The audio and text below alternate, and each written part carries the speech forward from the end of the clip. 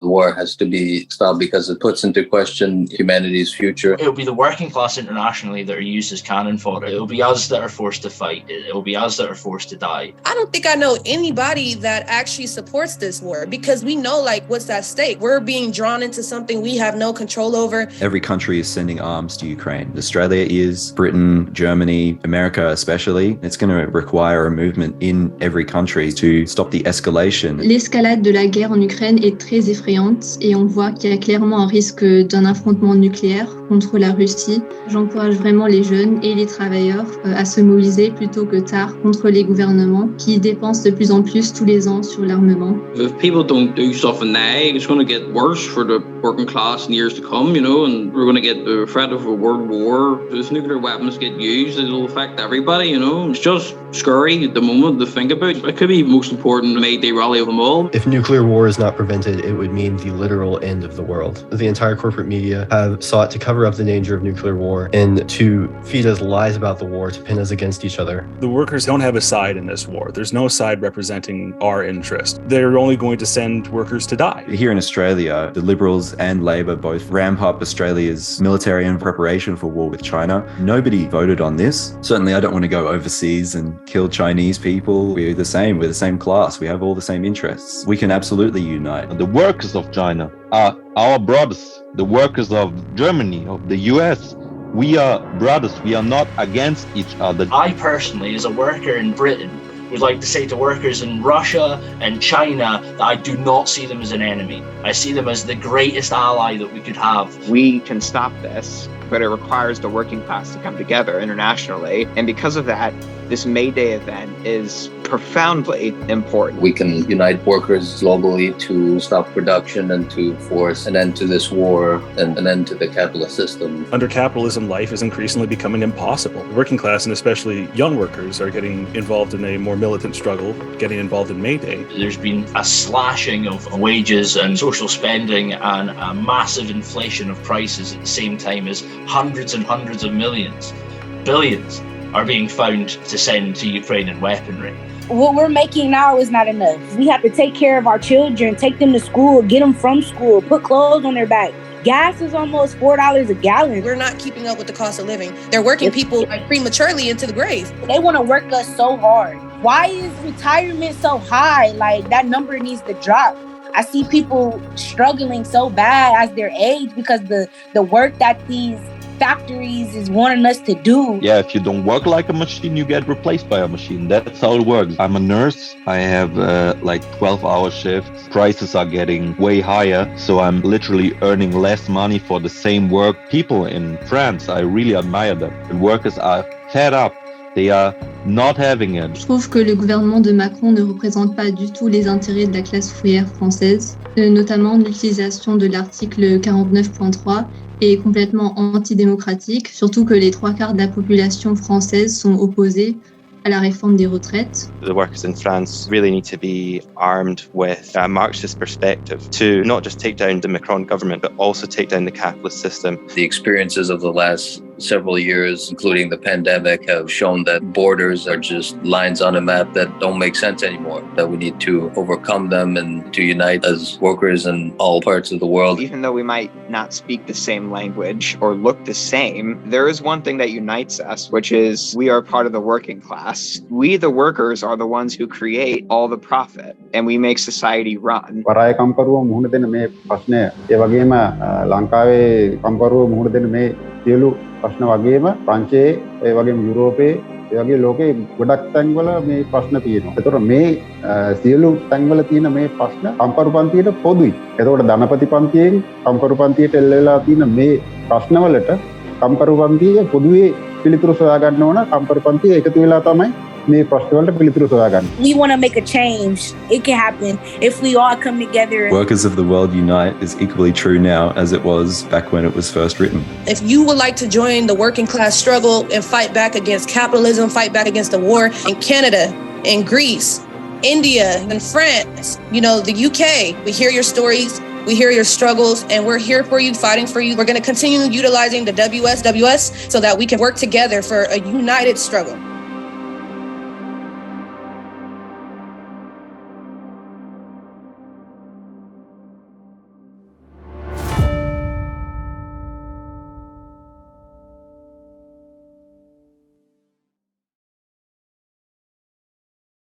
On this day of international working class solidarity, the International Committee of the Fourth International extends to all those throughout the world who are watching this online rally its revolutionary greetings. We declare our solidarity with all sections of workers and young people on all continents and in all countries who have entered into struggle against capitalism.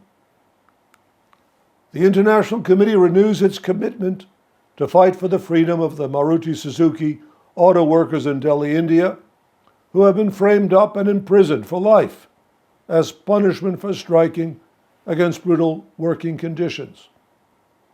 The ICFI reaffirms its determination to mobilize the strength of the international working class to secure the freedom of Julian Assange, who has become a symbol of the fight for truth against the crimes of imperialist governments and the lies of their lackeys in the corporate media.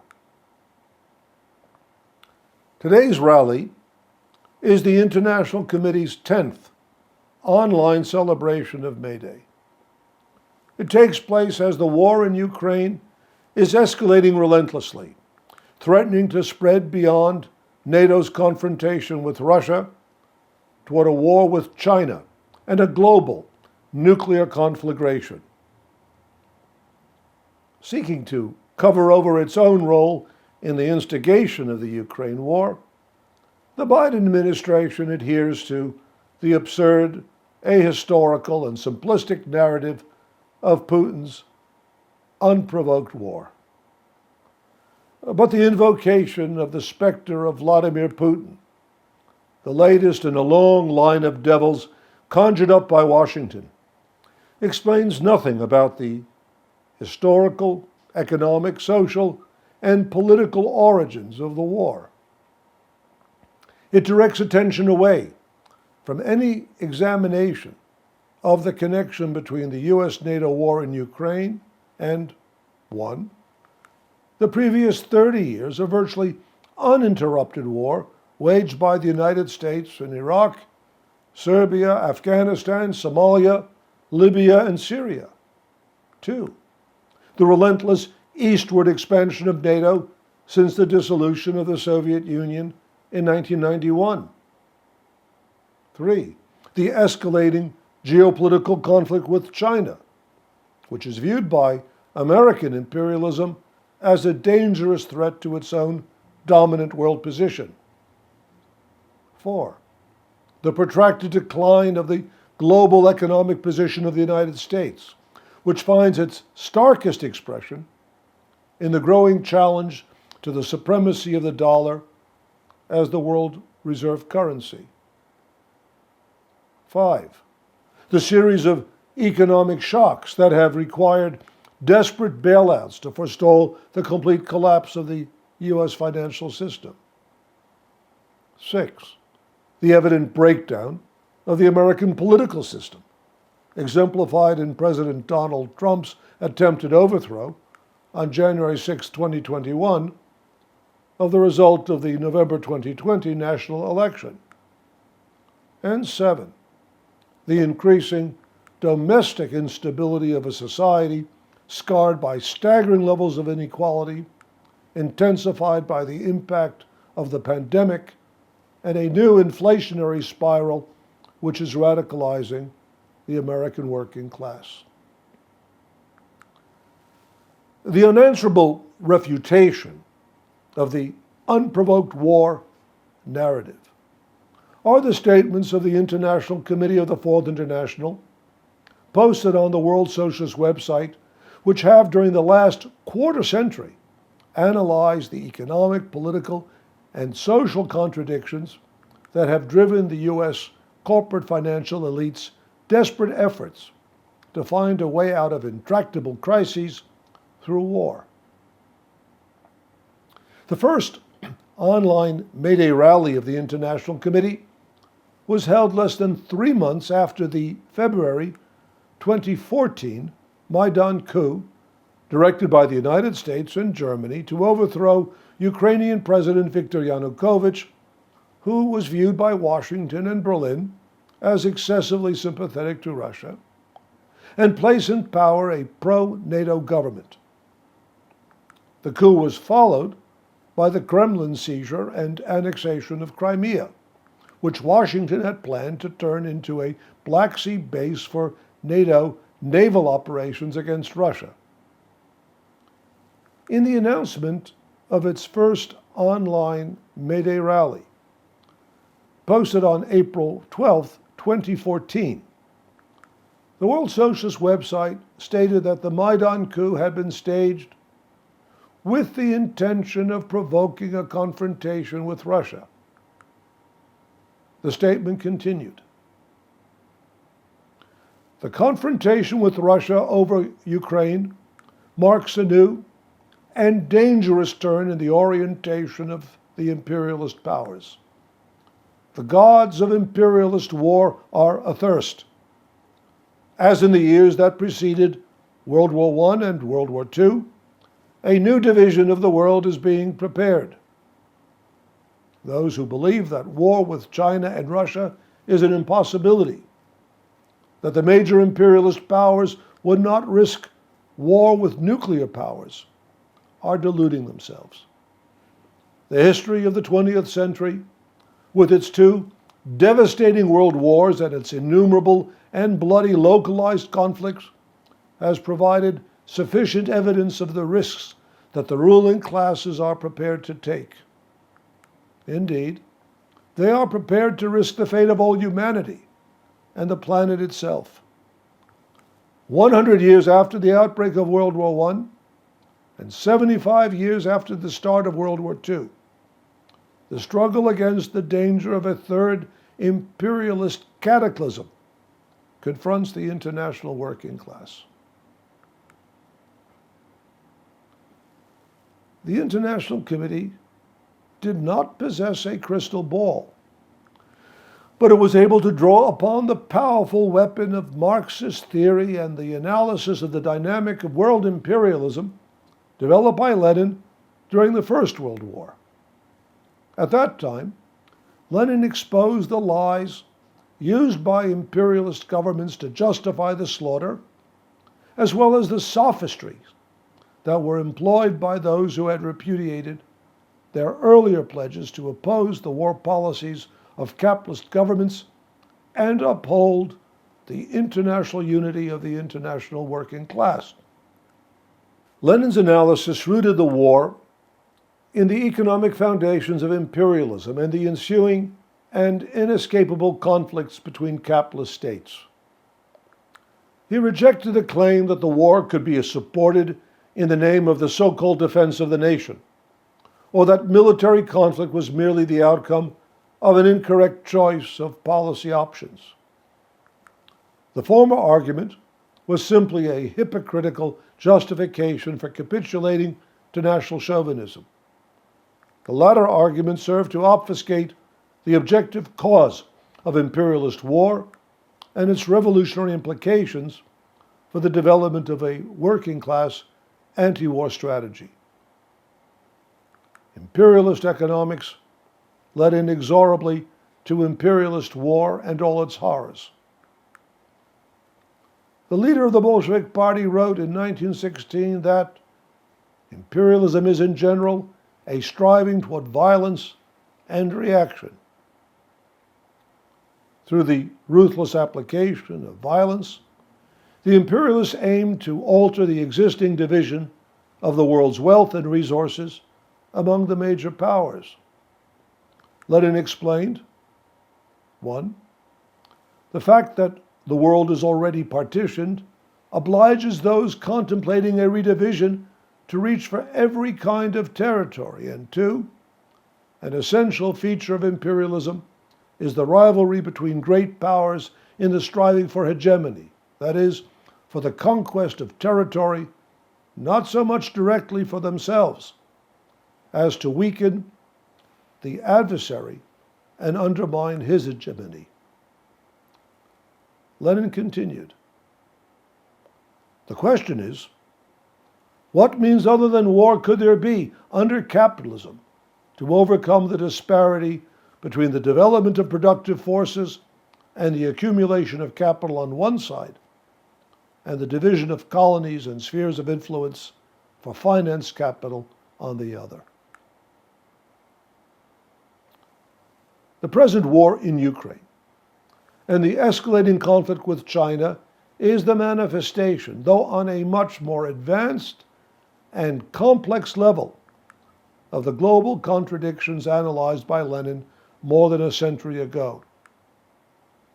Far from being the sudden and unexpected outcome of Putin's unprovoked invasion, as if the expansion of NATO 800 miles eastward since 1991 did not constitute a provocation against Russia.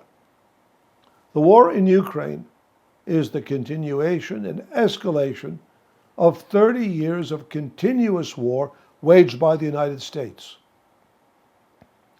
The essential aim of this unending series of conflicts has been to offset the protracted economic decline of U.S. imperialism and to secure its global hegemony through military conquest.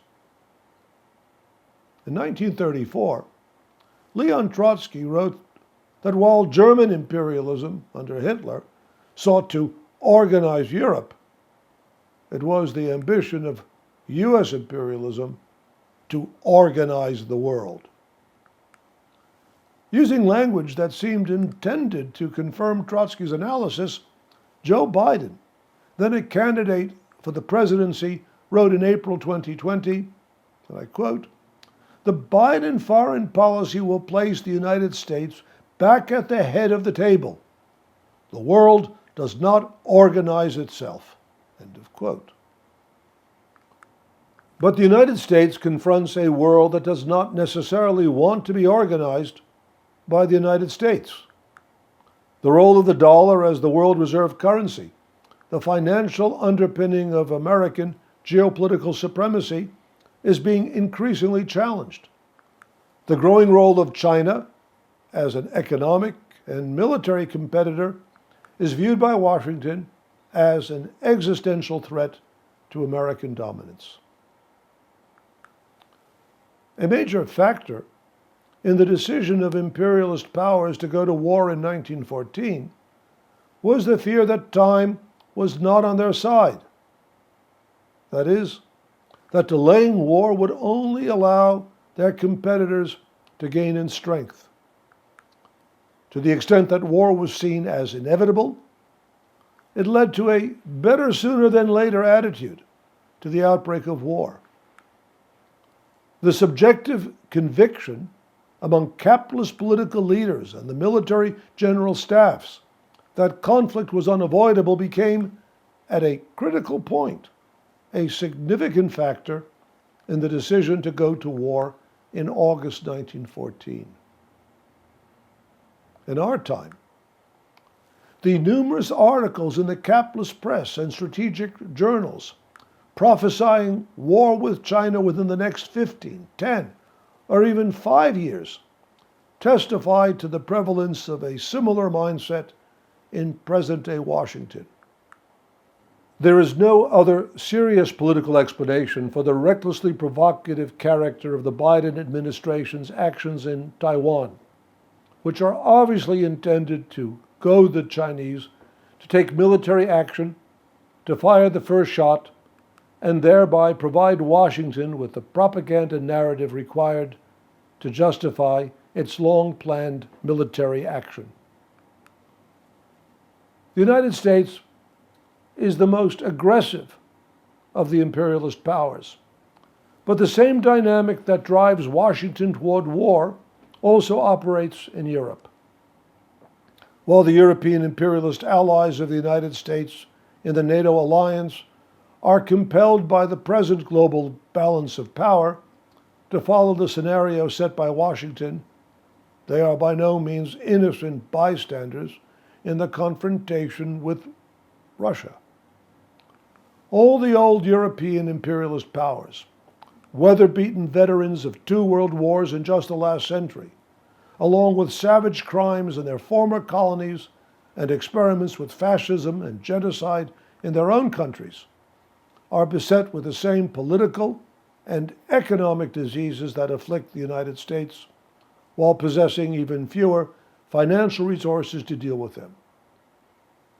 Although unable to pursue their imperialist ambitions independently, neither Britain, France, Italy, and Germany, nor lesser powers such as Sweden, Norway, Denmark, Spain, Belgium, and even little Switzerland are prepared to accept their exclusion from the redistribution of territory and natural resources and access to financial advantages that they expect will follow from the military defeat of Russia and its breakup into numerous statelets.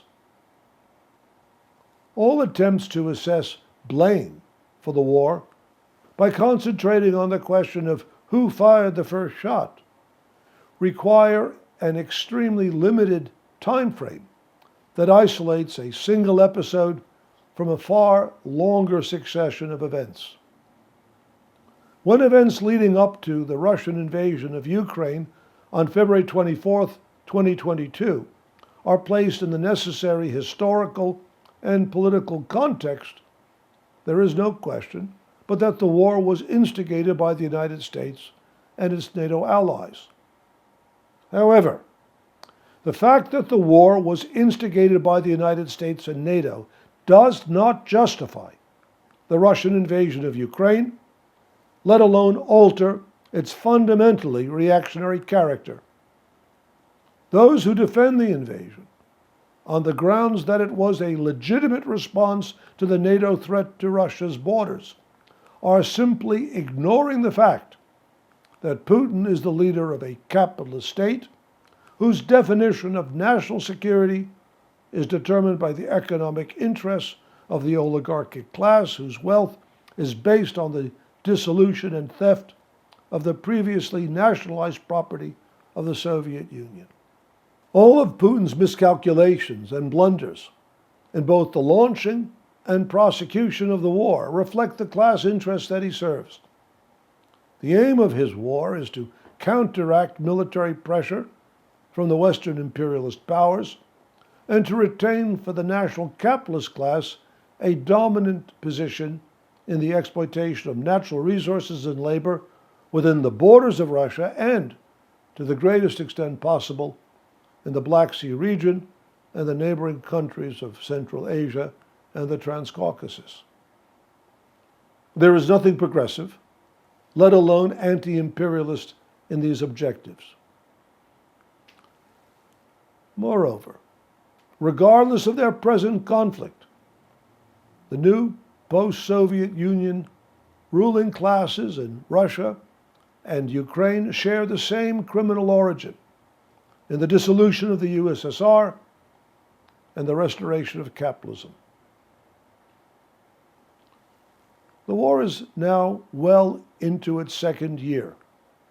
The capitalist media is chortling over the bloodshed as it anticipates the launching of a Ukrainian counteroffensive that will lead to a further loss of tens of thousands of lives on both sides.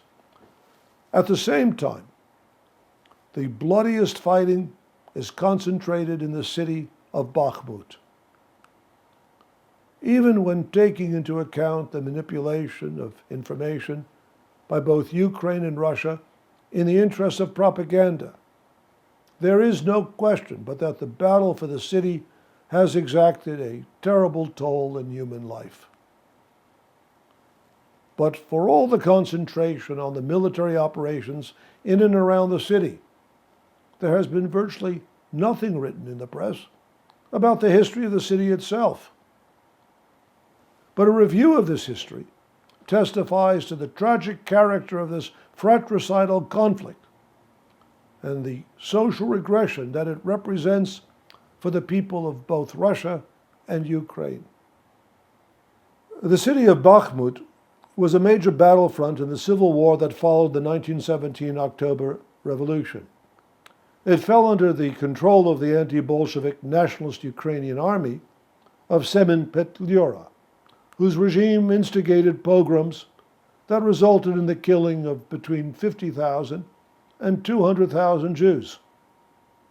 The Red Army liberated Bakhmut on December 27, 1919, and this victory set into motion a vast social transformation. A victory of labor factory was built, and the mines in the vicinity of the city were named after the German revolutionary Karl Liebknecht and the Soviet leader Yakov Sverdlov. In 1924, the city was renamed Artemivsk to honor the memory of a leading Bolshevik, Fyodor Andreevich Sergeyev, who had been known as Comrade Artyom. His life reflected the revolutionary internationalism that had inspired broad sections of the socialist-minded working class, intelligentsia, and youth of the multinational Russian Empire. Sergeyev Artyom had joined the Russian Social Democratic Labor Party in 1901 and supported Lenin's Bolshevik faction after the 1903 split with the Mensheviks.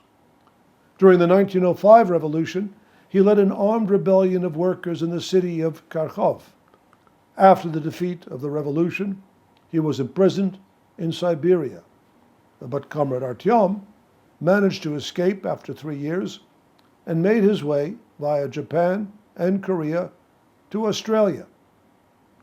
He soon became active in the struggles of the Australian working class. Known widely as Big Tom, Artyom became in 1912 the editor of a labor newspaper known as the Echo of Australia. As a member of the Australian Socialist Party, he led opposition in the trade unions to Australia's participation in World War I.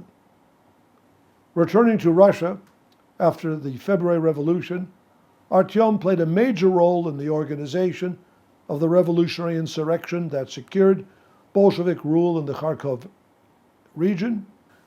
He went on to play a major role in the Civil War that ultimately secured Soviet power. In 1921, Artyom was killed in a train accident at the age of 38. 3 years later, Bakhmut was renamed Artemivsk. On October 31st, 1941, 4 months after invading the Soviet Union, the Nazi forces occupied Artemivsk. In early 1942, the Nazis, assisted by right-wing Ukrainian nationalists, carried out the murder of 3,000 Jews who were rounded up, pushed into a mine shaft, and suffocated to death. On September 5th, 1943, Artemivsk was liberated by the Red Army.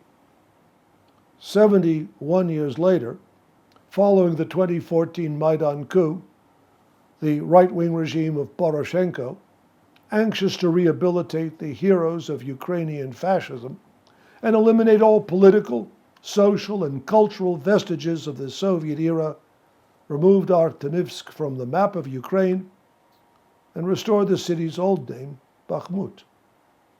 The effacement of the remnants of the October Revolution has been accompanied by the renewed glorification of Stepan Bandera, Dmitry Donsov, and other heroes of fascistic and neo-Nazi bourgeois Ukrainian nationalism.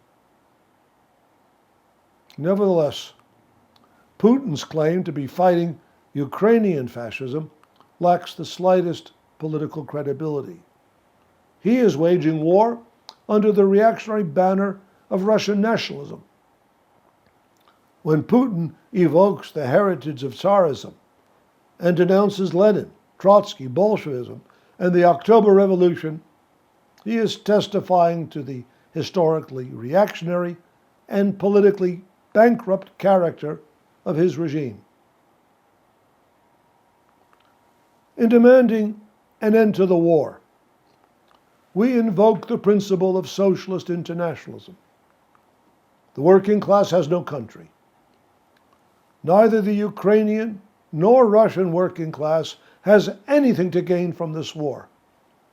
80 years after the workers of Ukraine and Russia fought side by side in a struggle to expel the Nazi invaders from the Soviet Union, they are now, as a consequence of the restoration of capitalism, killing each other on the very soil which they once defended side by side against fascism, and in defense of the conquests of the October Revolution.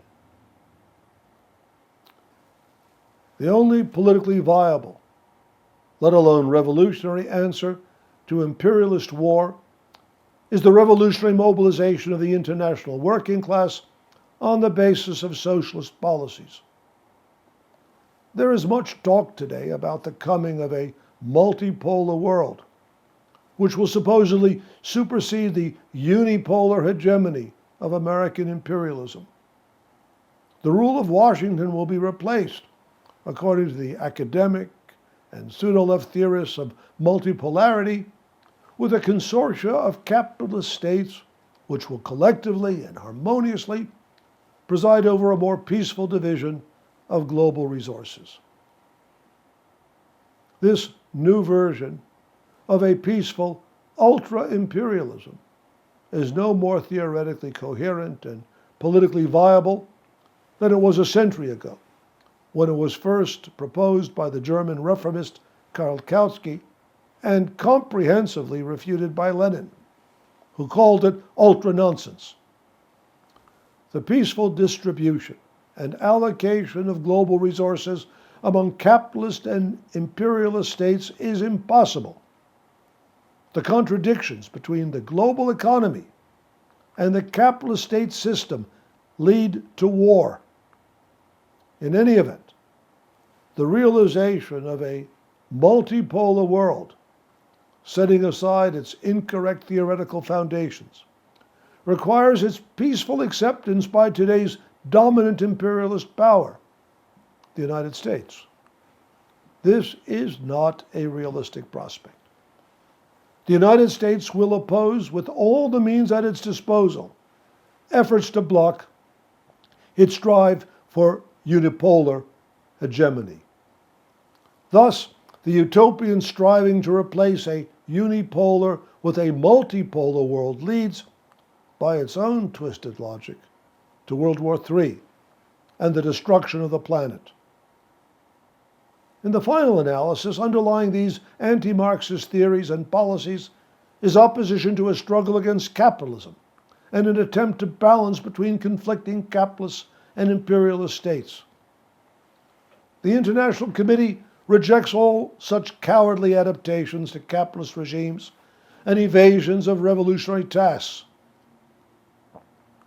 As Trotsky stated upon the outbreak of World War II, we are not a government party. We are the party of irreconcilable revolutionary opposition. Therefore, we seek to implement our policies, not through the medium of bourgeois governments, but exclusively through the education of the masses, through education, through explaining to workers what they should defend and what they should overthrow. Such an approach to the solution of historical problems, Trotsky acknowledged, cannot give miraculous results. But we do not pretend to be miracle workers. As things stand, we are a revolutionary minority. Our work must be directed so that the workers on whom we have influence should correctly appraise events, not permit themselves to be caught unawares, and prepare the general sentiment of their own class for the revolutionary solution of the tasks confronting us. Today, the dangers confronting humanity should not be minimized. The first responsibility of a genuine revolutionary is to state what is. But this requires as well the recognition that objective reality presents not only the danger of World War III and the annihilation of humanity, but also the potential for world socialist revolution and a stupendous advance in human civilization. The program of the Fourth International, the World Party of Socialist Revolution led by the International Committee, is to realize this potential by building a mass movement against imperialist war and fighting for the transfer of power to the working class to build socialism throughout the world. This is the perspective that animates, despite all difficulties and dangers, today's celebration of May Day.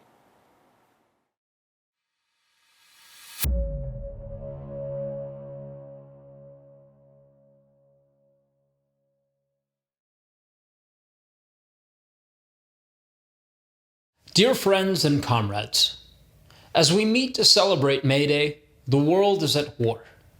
The former Soviet Union has become a battlefield.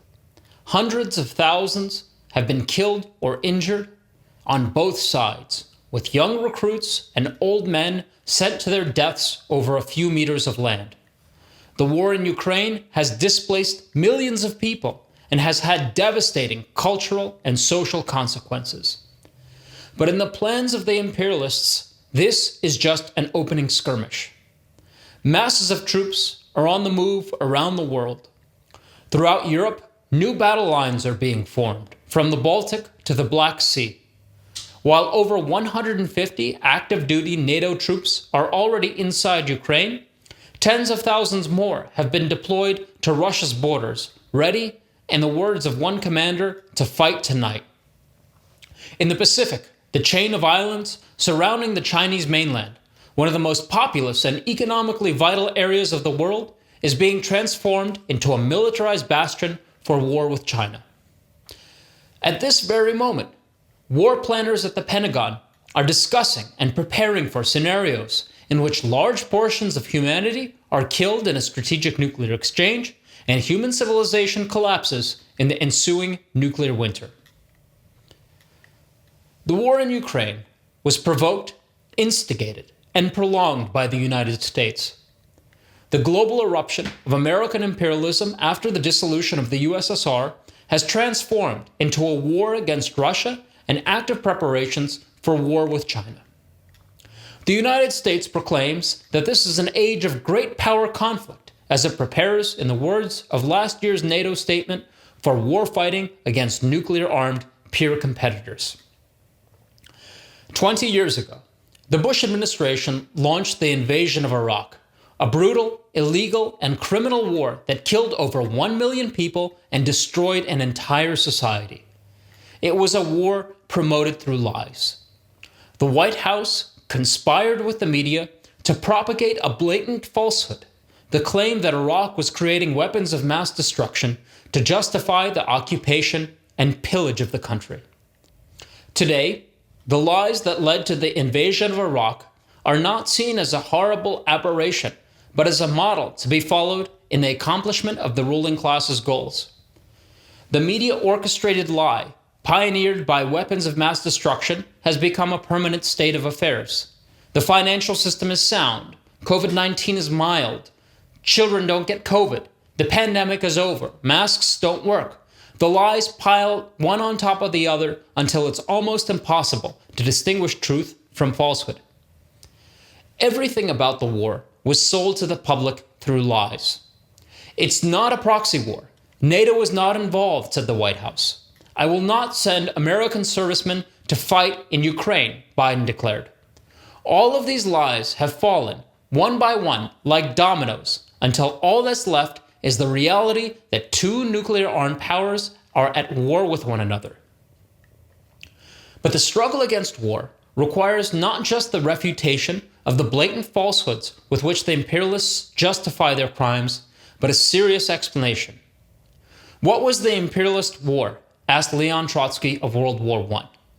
It was the revolt of the productive forces not only against the bourgeois forms of property, but also against the boundaries of the capitalist states. The imperialist war expressed the fact that the productive forces are unbearably constrained within the confines of national states. We have always maintained that capitalism is incapable of controlling the productive forces it itself develops, and that only socialism is capable of incorporating the productive forces which have outgrown the boundaries of the capitalist states within a higher economic entity. These words, written to describe the 20th century, apply with even greater validity to the 21st, which is reviving the industrial barbarism of Verdun and the Somme, but fought with drones and AI-powered weaponry. Everywhere, the old reactionary social order is violently straining against the globalized productive forces. To combat the progressive power of artificial intelligence and global communications networks, the sludge of the Dark Ages is being dredged up and spewed into public consciousness to corrupt public opinion and condition the people for a new world war. Russian musicians are not allowed to perform in America unless they swear allegiance to the war effort. American scientists who advocate open scientific collaboration with their Chinese colleagues are accused of creating COVID-19. The racist libel has reared its hideous head once again. Anti-scientific bigotry is everywhere promoted, with the ruling class straining to relitigate the Scopes trial and finally put the scientists back in their place. No one should underestimate the threat posed by the war plans of the imperialists, armed with 21st century weapons and 21st century propaganda methods. After all, there has never been a world war where multiple combatants possessed nuclear weapons. But it would be a far greater mistake to underestimate the forces that will be brought into struggle against this war. Because for all the destruction unleashed by the modern instruments of war, the creative and progressive forces forged by the modern world are stronger. The working class, united in a global productive process, interconnected through global communication mechanisms, is immeasurably more powerful than the forces of reaction. But mobilizing this great force requires perspective and leadership. We gather today to build this leadership, to unite the forces of the Trotskyist movement, from Australia to Sri Lanka, the entire Eurasian landmass in the Americas, to proclaim the struggle for the birth of a new socialist society from the agonies of the old. Will it be possible to build a revolutionary leadership to stop a third world war and save human civilization? That question will be determined through struggle, through the actions of those gathered here today and those they will inspire and educate. I urge all participants in this year's May Day, do your part to take forward the struggle against war as the struggle for socialism.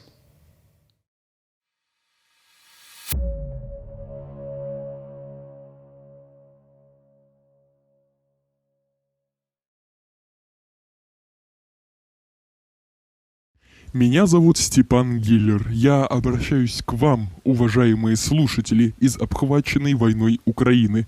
Войной, которую развязали империалисты США и НАТО и путинский режим.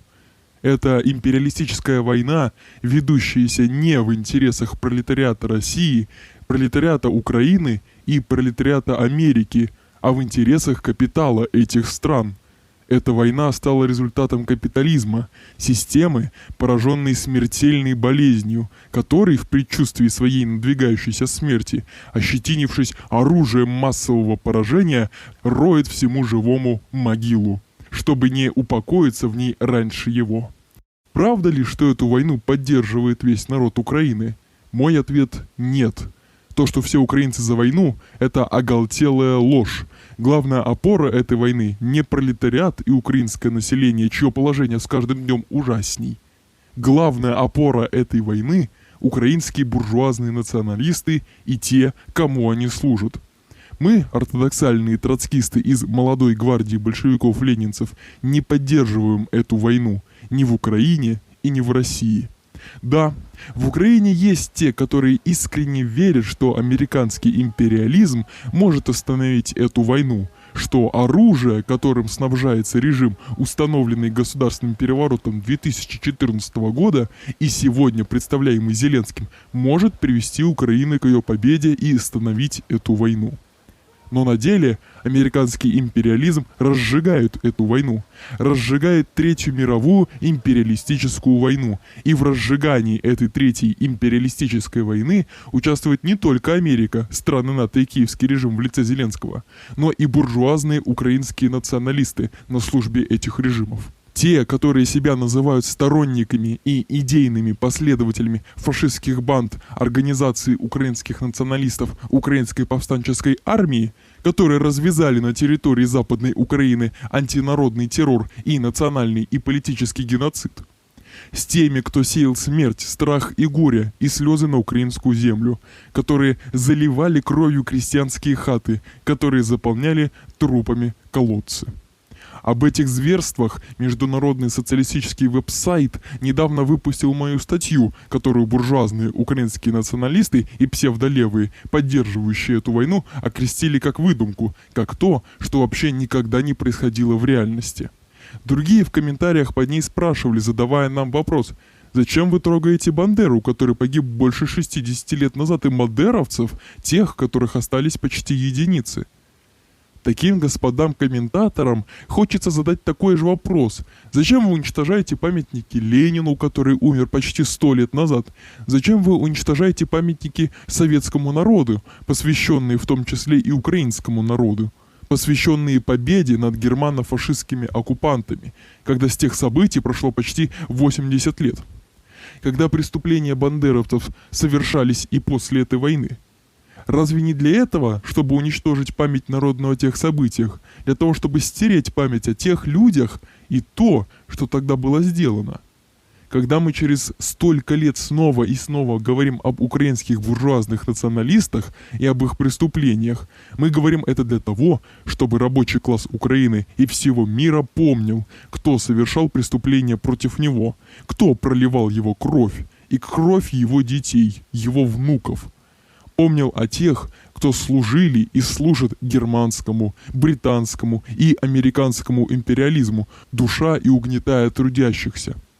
Рабочий класс любой страны, любой нации должен помнить о том, что избавить и освободить его детей, внуков от нищеты, угнетения, несправедливости может не буржуазный национализм, а пролетарский революционный интернационализм. Если капиталисты имеют на своей службе и обеспечение буржуазных националистов, то революционные интернационалисты служат только в интересах пролетариата и революции, а не чьей-либо буржуазии, империалистической или национальной. Рабочий класс и революционная молодежь могут остановить надвигающуюся империалистическую войну лишь своим интернациональным единством и сплочением. Только интернационализм, а не буржуазный и мелкобуржуазный национализм, может положить конец нищете, угнетению человека и несправедливости.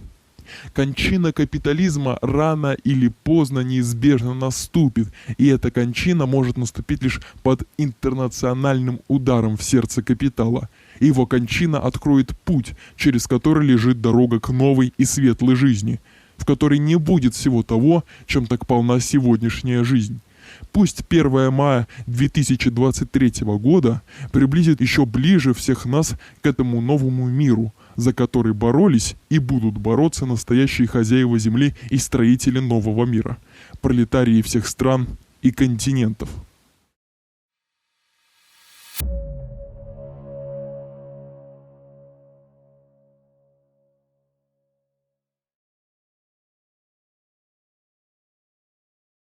Революционный привет из России.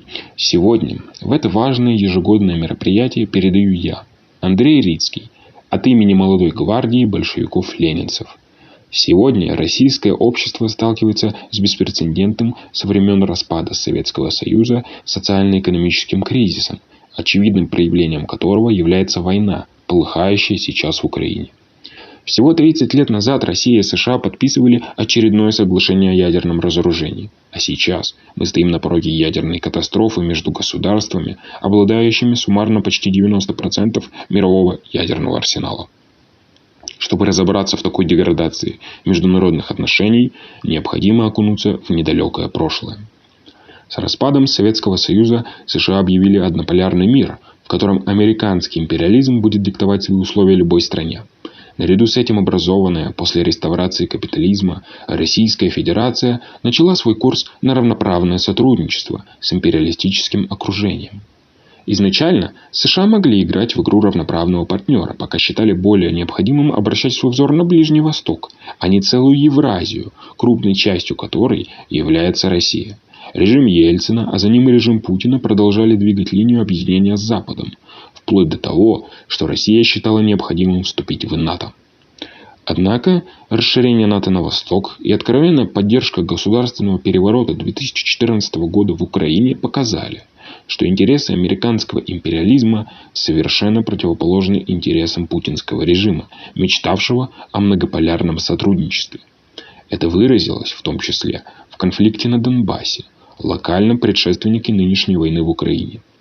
Развитие внутреннего кризиса в США заставили империализм пойти ва-банк.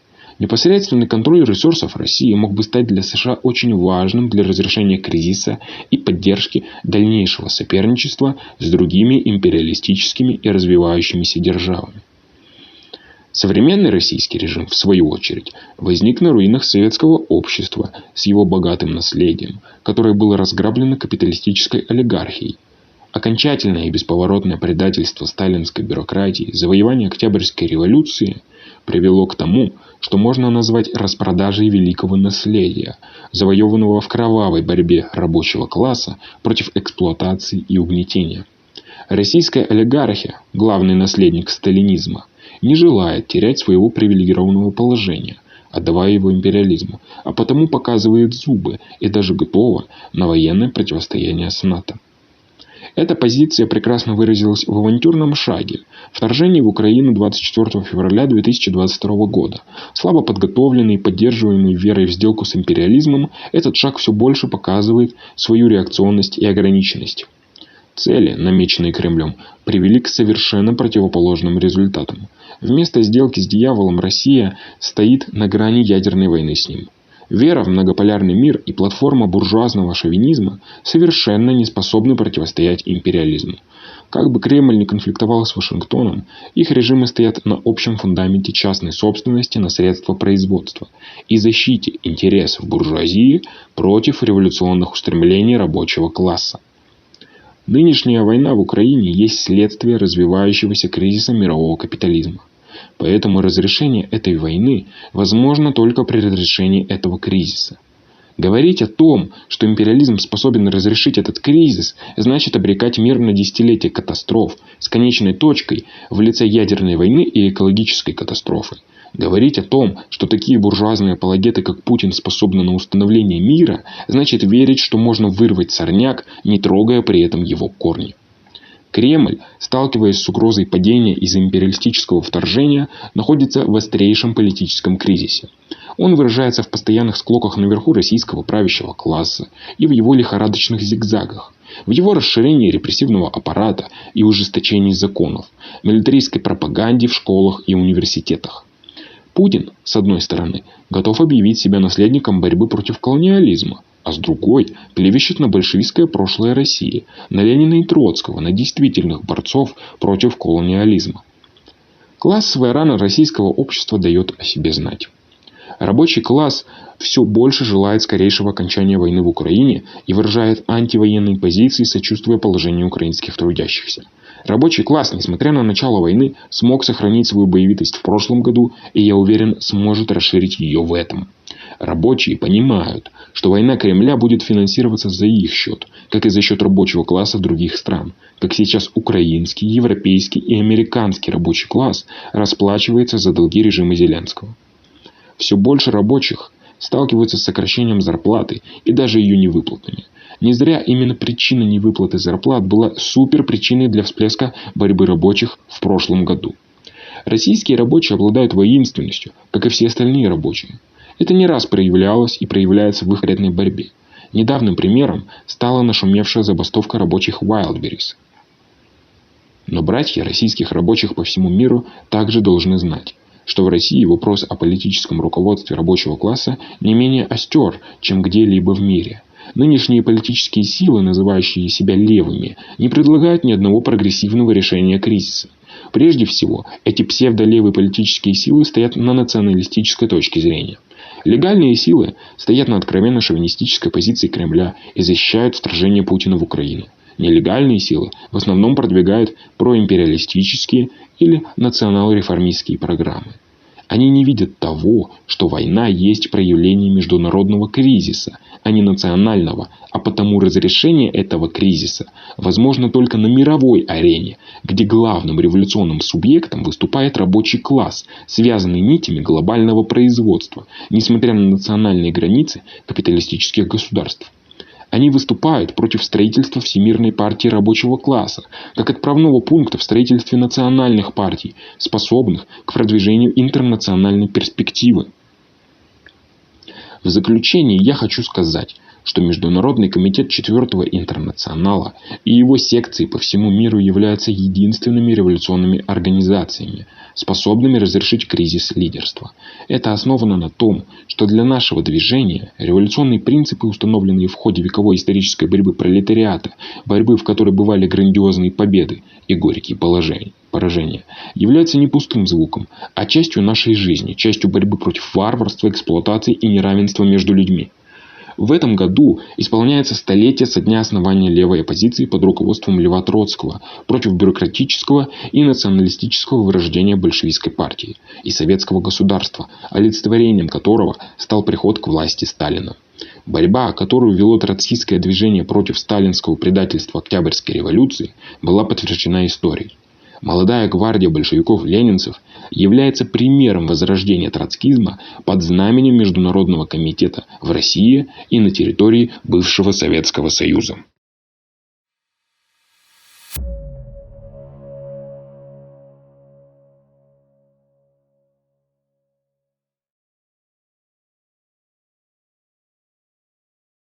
Chers camarades, chers amis, j'apporte les salutations fraternelles du Parti de l'égalité socialiste de France à ce rassemblement international en ligne pour le 1er mai. Ce 1er mai, des millions de travailleurs manifesteront contre Macron et contre sa réforme illégitime des retraites, rejetée par les 3/4 des Français. La lutte des travailleurs contre Macron revêt une importance mondiale, car partout, les travailleurs font face aux mêmes conditions essentielles. Les États capitalistes utilisent la violence policière pour fouler la démocratie aux pieds et ronger les niveaux de vie des travailleurs. Dans leur conspiration contre le peuple, ils utilisent les services d'appareils syndicaux corrompus pour canaliser et étrangler les luttes ouvrières. Le Parti de l'égalité socialiste propose donc de construire un mouvement de masse des travailleurs et des jeunes indépendants des appareils pour une grève générale pour faire chuter Macron. Macron attaque les retraites pour enrichir l'oligarchie financière à l'intérieur et pour financer la guerre à l'extérieur. Depuis le début de la pandémie de Covid, il a aidé les milliardaires de France, y compris l'homme le plus riche du monde, Bernard Arnault, à augmenter leur patrimoine de plus de 200 milliards d'euros. Et alors que la bourgeoisie française fait la guerre à la Russie en Ukraine et débat de ce qu'elle fera si Washington lance une guerre contre la Chine, Macron appelle à bâtir une économie de guerre européenne. Afin d'augmenter les dépenses militaires de 15 milliards d'euros par an, il veut réduire les retraites de 13 milliards d'euros par an. Dès que Macron a annoncé sa réforme en janvier, l'écrasante majorité des Français était contre lui. Des millions de travailleurs et de jeunes ont participé à des journées d'action à l'appel de l'intersyndicale. Mais Macron a réagi non pas comme un président d'un régime démocratique, mais comme le dictateur d'un État policier. Il a envoyé les forces de l'ordre attaquer des millions de personnes qui exerçaient leur droit de manifester et les piquets de travailleurs qui exerçaient leur droit de grève.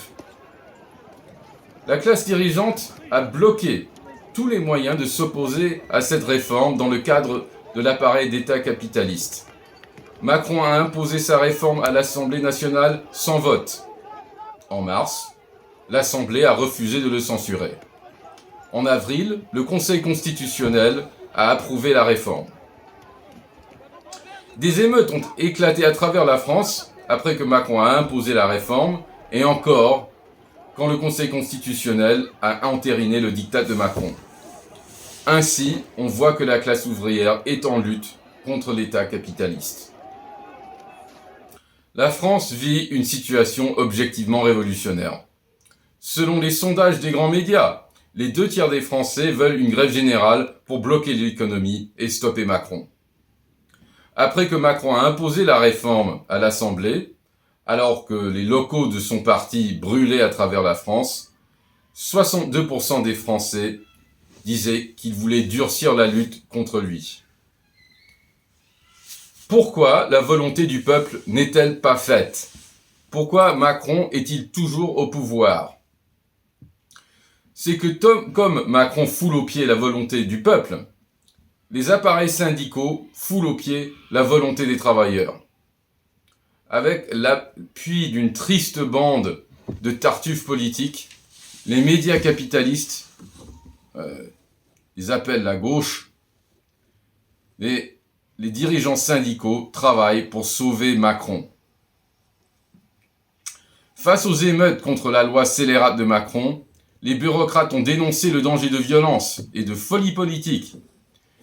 Ils ont imposé une pause aux grèves et appelé à la médiation avec Macron.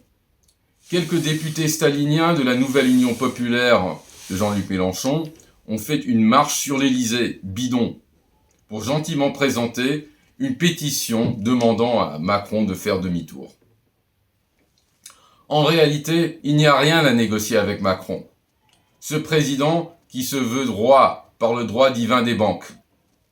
Notre parti se souvient des sans-culottes qui ont pris la Bastille et fait chuter la monarchie absolue de droit divin. Il affirme que les travailleurs doivent aujourd'hui faire chuter Macron. Cette crise confirme à nouveau les leçons tirées par Marx et les bolcheviks de la grande et tragique expérience en 1871 de la Commune de Paris. C'était la première fois que les travailleurs soulevés ont pris le pouvoir et bâti un État ouvrier, mais qu'écrasa ensuite dans le sang la République capitaliste. L'État n'organise pas une médiation entre les classes. Il est le produit de l'inconciliabilité des conflits entre les classes. L'État capitaliste impose la dictature de la classe capitaliste. C'est ce que nous voyons.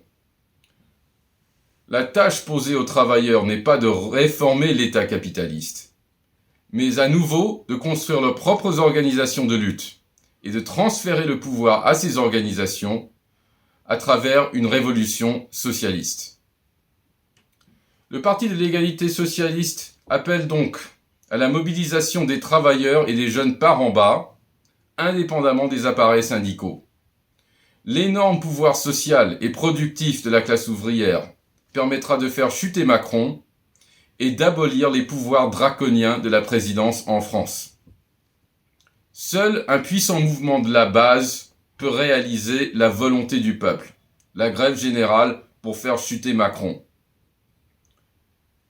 Le Parti de l'égalité socialiste propose donc aux travailleurs et aux jeunes de lutter pour la tenue d'assemblées générales sur leur lieu de travail et dans leurs écoles, afin d'adopter des résolutions appelant au renvoi de Macron.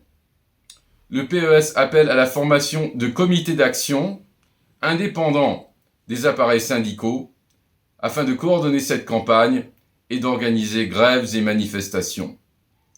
Notre but est de démontrer à la classe ouvrière sa puissance collective et d'organiser les travailleurs pour préparer la grève générale. Et surtout, le Parti de l'égalité socialiste lutte pour attirer l'attention des travailleurs sur les luttes de classe qui se déroulent en dehors de leur propre pays. Ce 1er mai, jour de l'unité prolétarienne internationale, des luttes de masse font éruption sur tous les continents et des organisations de la base émergent à travers le monde pour mener ces luttes indépendamment des bureaucraties corrompues. Ceci démontre que le mouvement contre Macron n'est pas seulement une lutte pour remplacer un président, et encore moins pour bricoler un nouveau gouvernement capitaliste pour le remplacer. Il fait partie d'une grande lutte historique contre le capitalisme pour transférer le pouvoir aux travailleurs et pour bâtir le socialisme. Je vous remercie.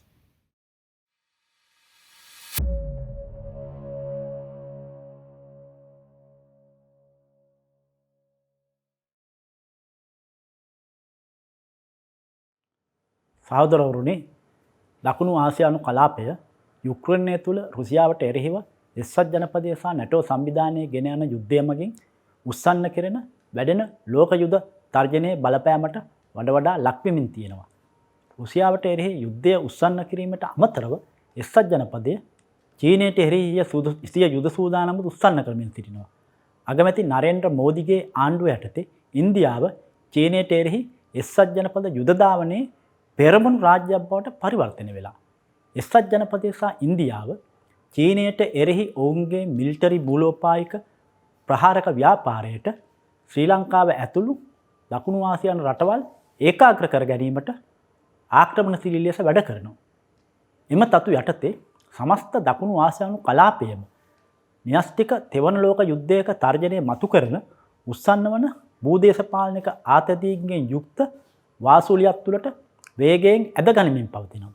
මෙම වර්ධනයන් දකුණු ආසියාවේ කම්පරුවන් සහ තරුණයන් ජාත්‍යන්තර කමිටුව මගින් ගෙනවනු ලබන සමාජවාදී පිළිවෙත් මත පාදක වුණු ජාත්‍යන්තර යුද විරෝධී ව්‍යාපාරයක් ගොඩනැගීමේ අරගලය තුළ ලෝවටා සෙසු කම්පරුවන් සහ තරුණයන් සමග එක්වීම වඩා හදිසි කර්තව්‍යයක් බවට පත් කර තිබෙනවා. රුසියාවට එරෙහි එක්සත් ජනපද නැටෝ යුද්ධය මගින් උස්සන්න කෙරෙන ධනවාදයේ ගෝලීය අර්බුදයේ මෙම සන්දර්භය තුළ ශ්‍රී ලංකාවේ දේශපාලන තත්ත්වය තීරණාත්මක හැරුම් ලක්ෂයක් කරා ළඟා වෙලා. ජනාධිපති රනිල් වික්‍රමසිංහගේ ආණ්ඩුව කම්පරුවන්ගේ තරුණයන්ගේ සහ ගම්බද දුගීන්ගේ මූලික සමාජ සහ ප්‍රජාතන්ත්‍ර අයිතීන්ට එරෙහිව ගෙන යන ප්‍රහාරය ජාත්‍යන්තර මූල්‍ය අරමුදලේ ඩොලර් බිලියන 2.9ක ඇප ණය මුදල අනුමත වීමත් සමග නව ඉහළ අධීරයකට ළඟා වෙලා තියෙනවා. පහුගිය වසරේදී කම්පරු පන්තිය කේන්ද්‍රීය ක්‍රියාකලාපයක් ඉටු කරපු මහජන නැගිටීමකින් රාජපක්ෂ ආණ්ඩුව බලයෙන් පහ කරා. රාජපක්ෂගේ පසු ප්‍රාප්තිකය වන වික්‍රමසිංහ මහජන විරුද්ධත්වය නිසා රාජපක්ෂට කරන්න බැරි වුණු දේ. එනම් ජාත්‍යන්තර මූල්‍ය අරමුදල මගින් නිර්දේශිත රුදුරු කප්පාදු පිළිවෙත් ක්‍රියාවට දමනවා. කම්පරු පන්තිය වික්‍රමසිංහ ආණ්ඩුව ඔවුන්ගේ සමාජ අයිතීන්ට එල්ල කරන මෙම ප්‍රහාරයට විරුද්ධව අරගලවලට අවතීර්ණ වෙමින් සිටිනවා.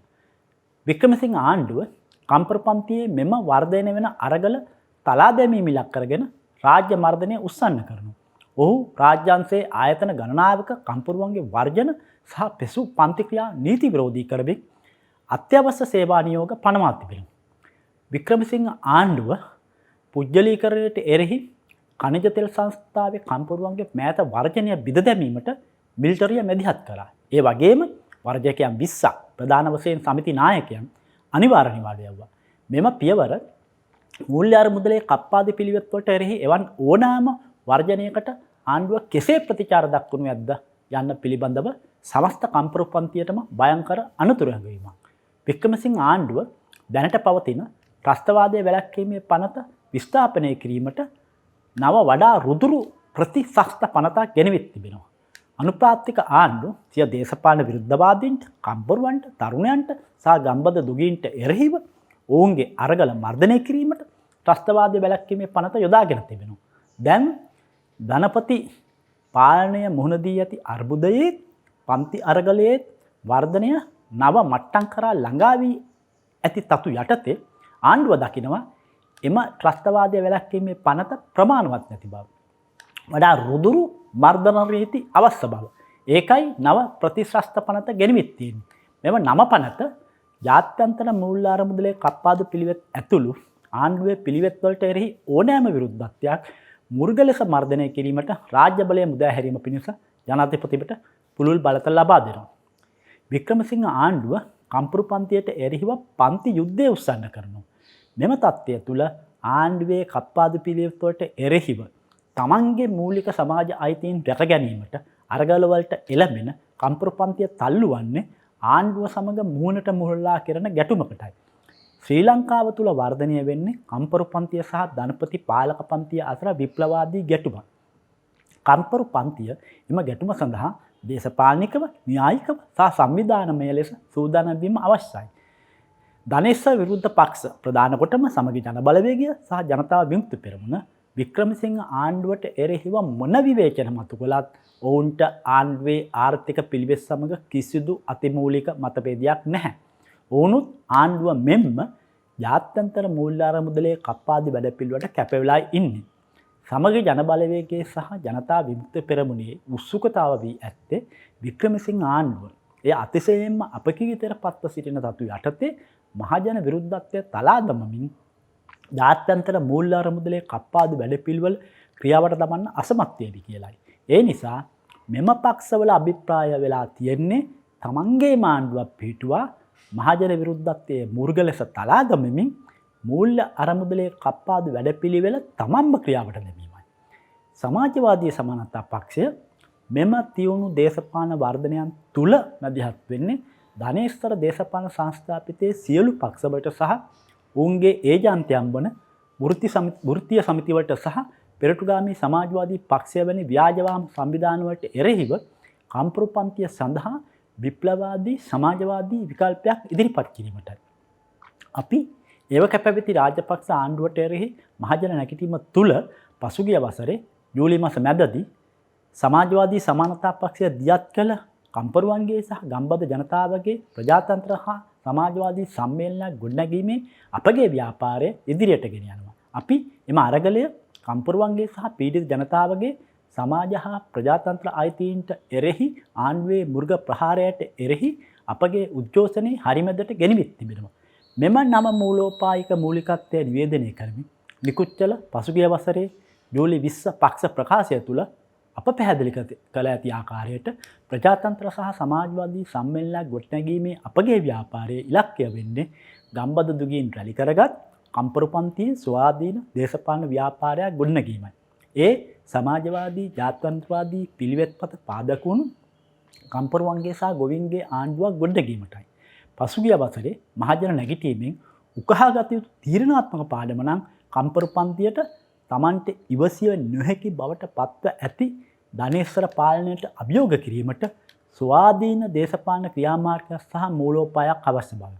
ආණ්ඩුවේ සහ හාමුදුරුවන්ගේ විරුද්ධ ඒජන්තයන් ලෙස ක්‍රියා කරමින් ඔවුන්ගේ වැඩෙන අරගල යටගැසීමට ක්‍රියා කරන වෘත්ති සමිති පිළිබඳ කටුක අත්දැකීම් වලින් කම්පරුවන් උකහාගත යුතු පාඩම නම් තමන්ගේ සමාජ සහ ප්‍රජාතන්ත්‍ර අයිතීන් සඳහා සටන් වැදීමට සමිති වලින් ස්වාධීන තමන්ගේම ක්‍රියාකාරී කමිටු තනා ගැනීමේ හදිසි අවශ්‍යතාවය. අප ගොඩනැගීමට සටන් වදින ප්‍රජාතන්ත්‍ර සහ සමාජවාදී සම්මේලනය පාදක වෙන්නේ දිවෙන පුරා එම ක්‍රියාකාරී කමිටු වලින් ප්‍රජාතන්ත්‍ර ලෙස තේරීපත් වන නියෝජිතයන් මතයි. ඒ වගේම කම්පරුපන්තියේ ස්වාධීන දේශපාලන ව්‍යාපාරයක් ගොඩනැගීමේ අපගේ අරගලය සමාජ සමානතාවය උදෙසා ජාත්‍යන්තර තරුණ සහ ශිෂ්‍ය ව්‍යාපාරයේ සහභාගීත්වයේ සහිතව ජාත්‍යන්තර කමිටුව දියත් කර ඇති අධිරාජ්‍යවාදී යුද්ධයට එරෙහිව කම්පරුවන්ගේ සහ තරුණයන්ගේ ජාත්‍යන්තර මහජන ව්‍යාපාරයක් ගොඩනැගීමේ උද්ඝෝෂණය සමග බැඳී පවතිනවා. කම්පරු පන්තිය වික්‍රමසිංහ ආණ්ඩුවේ කප්පාදු පිළිවෙත් වලට එරෙහිව වර්ජන සහ විරෝධතා ඇතුළු අරගල වලට අවතීර්ණ වන විට වෘත්තීය සමිති සහ පෙරටුගාමී සමාජවාදී පක්ෂය වැනි ව්‍යාජ වාම සංවිධාන ඔවුන් ධනපති පාර්ලිමේන්තු රාමුව තුළ කොටු කිරීමට උත්සාහ කරමින් කම්පරුපන්තියේ වැඩෙන ව්‍යාපාරය පීලිපන්නවන්න කටයුතු කරනවා. පහුගිය වසරේ මහජන නැගිටීම තුළදී ඔවුන් කළේ මේ වැඩේමයි. ඔවුන් වැඩ කරන්නේ තමන්ගේ මූලික ප්‍රජාතන්ත්‍ර සහ සමාජ අයිතීන් සඳහා සටන් වෙදෙන කම්පරුපන්තියට පවතින ප්‍රධාන බාධකයේ ලෙසයි. ප්‍රජාතන්ත්‍ර සහ සමාජවාදී සම්මේලන එල්ලේ වන්නේ කම්පරු ගොවි ආණ්ඩුවක් ඵලයට ගෙනීම පිණිස ගම්බද දුගීන් රැලි කරගත් කම්පරුපන්තියේ ස්වාධීන මහජන දේශපාලන ව්‍යාපාරයක් ගොඩනැගීමයි.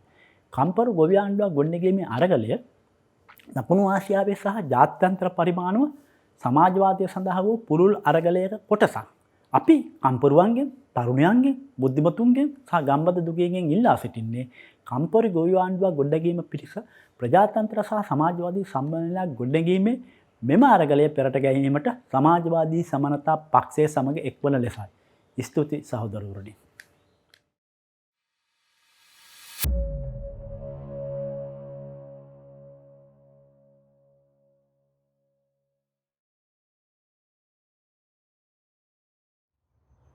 My name is Will Lehman, and I'm an auto worker at Mack Trucks in Macungie, Pennsylvania. Last year, I was the International Workers Alliance of Rank and File Committee's candidate for President of the United Auto Workers. I ran because the situation auto workers confront is abysmal. Hundreds of thousands of jobs have been cut in recent decades, and real wages are a fraction of what they used to be. The rising cost of living, worsened by the US-led war against Russia, has made it almost impossible to get by. Meanwhile, the corporations are posting massive profits up and down the auto supply chain. I didn't run to fix the UAW bureaucracy from within. The election proved once again that this is not possible. The massive UAW apparatus is simply an appendage of the auto corporations. In fact, the UAW elections only took place because of a years-long corruption scandal in which many union executives were caught taking bribes from the companies and stealing our dues money. I campaigned on abolishing the union apparatus and putting all power and decision-making in the hands of the workers on the shop floor and in other workplaces. To unleash workers' collective strength, I called for the construction of rank-and-file committees throughout the auto industry to link up our efforts with workers everywhere in the International Workers Alliance of Rank-and-File Committees. Running on this platform as a proud socialist, I won nearly 5,000 votes, 5% of the total. The UAW bureaucracy was so hostile to giving rank-and-file workers a voice that they refused to notify the vast majority of the union's 1.1 million person membership that an election was even taking place. They took next to no action to even send the rank-and-file ballots to their real addresses.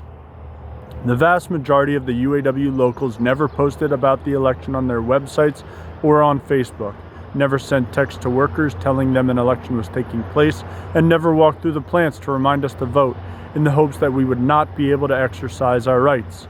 We weren't even given the option of getting ballots at work or at local union halls. As a result, only 104,000 votes were cast, a turnout of 9%, the lowest in any national election in union history in the United States. My campaign sued the UAW in federal court before the election even took place to demand action be taken to protect workers' right to vote. The UAW and the Biden administration argued in court against me, and a federal judge dismissed my case on the bogus grounds that since I got a ballot, my right to vote was not violated, even though the judge himself noted that the UAW's method of notifying everyone, quote, kind of cut out the membership, end quote. I later learned that Crowell and Mooring and the law firms that comprise the court-appointed monitor charged with ensuring the fairness of the election are longtime representatives of General Motors and other auto companies. Such is the state of democracy in America, where the most basic rights of the working class are treated with total contempt by the companies, the courts, the government, and the union bureaucracies. The union leadership that emerged out of this election is illegitimate and does not reflect the will of the rank and file. Shawn Fain, the new UAW president, is known as President 3% since he was elected with votes from only 3% of eligible rank and file members. But the support of such a wide cross-section of workers for my campaign exploded the myth that workers in America are hopelessly opposed to socialism. The vote for my campaign as a socialist for the UAW presidency reveals that there is a broad constituency in the working class in the U.S.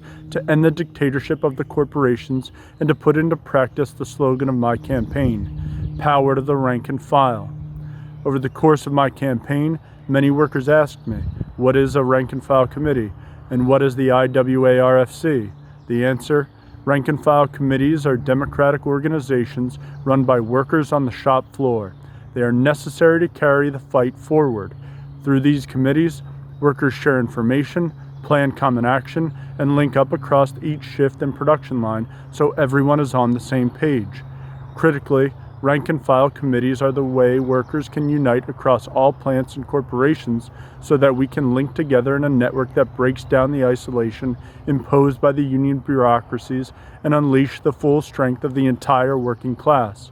Each committee is part of the International Workers Alliance of Rank and File Committees, a worldwide network of committees which unites us across national borders and gives us the power to coordinate an international response to the transnational corporations. The need for international unity is absolutely necessary. For decades, the nationalist approach of unions everywhere has forced workers into a race to the bottom against each other. This must come to an end. Just as workers have no interest in fighting each other over wages, we also have no interest in fighting each other in wars. This year's May Day rally is taking place as the class struggle is erupting to the surface around the world. 2023 has already seen a rapid growth of strikes and class battles by workers internationally. Millions of workers have demonstrated against French President Macron's pension cuts. In the UK, hundreds of thousands of workers have engaged in walkouts, fighting to win raises to keep up with soaring prices. Inflation and demands for higher wages have similarly driven tens of thousands of workers to walk out in Germany, the Netherlands, Norway, Spain, and Canada since the start of the year. Our common interests as members of the international working class are becoming increasingly clear. Whether you're a train driver in Germany, a postal worker in the UK, an airline worker in Nigeria, a teacher in Brazil, an auto worker in Detroit, or a tea plantation worker in Sri Lanka, workers everywhere are confronting the same basic issues. There's the cost of living crisis, making food, housing, and other basic necessities unaffordable, a crisis which is being drastically worsened by the US-NATO war against Russia and Ukraine. There are mass layoffs and job cuts as the ruling class seeks to undermine and suppress the movement for higher wages and intensify exploitation. Then there's the unsafe and frequently deadly working conditions, the product of the prioritization of corporate profits over workers' health and lives. And finally, there's the growth of social inequality to obscene and stratospheric levels, with the giant corporations and the super rich gorging themselves on profits during the pandemic, while millions of workers around the world needlessly died from COVID-19. It is becoming clearer to ever larger numbers of workers that all of the problems we face are global problems, whether imperialist war, the COVID-19 pandemic, the economic crisis, or climate change. To make sure these problems are resolved in the interests of the working class, we require a global strategy and an organization which can carry out that strategy. The IWA-RFC is providing such a strategy, organization, and leadership. I urge all of our listeners today to join its ranks and take up this fight. Contact the World Socialist website and join the International Workers Alliance of Rank and File Committees. Thank you.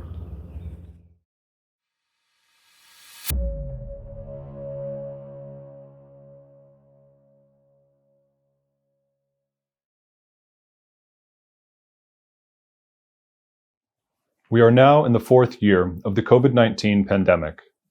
This year's May Day rally takes place amid a massive worldwide propaganda campaign aimed at falsely portraying the pandemic as over. In the US, this campaign has reached a critical turning point. On April 1st, expanded access to Medicaid due to the pandemic was cut off.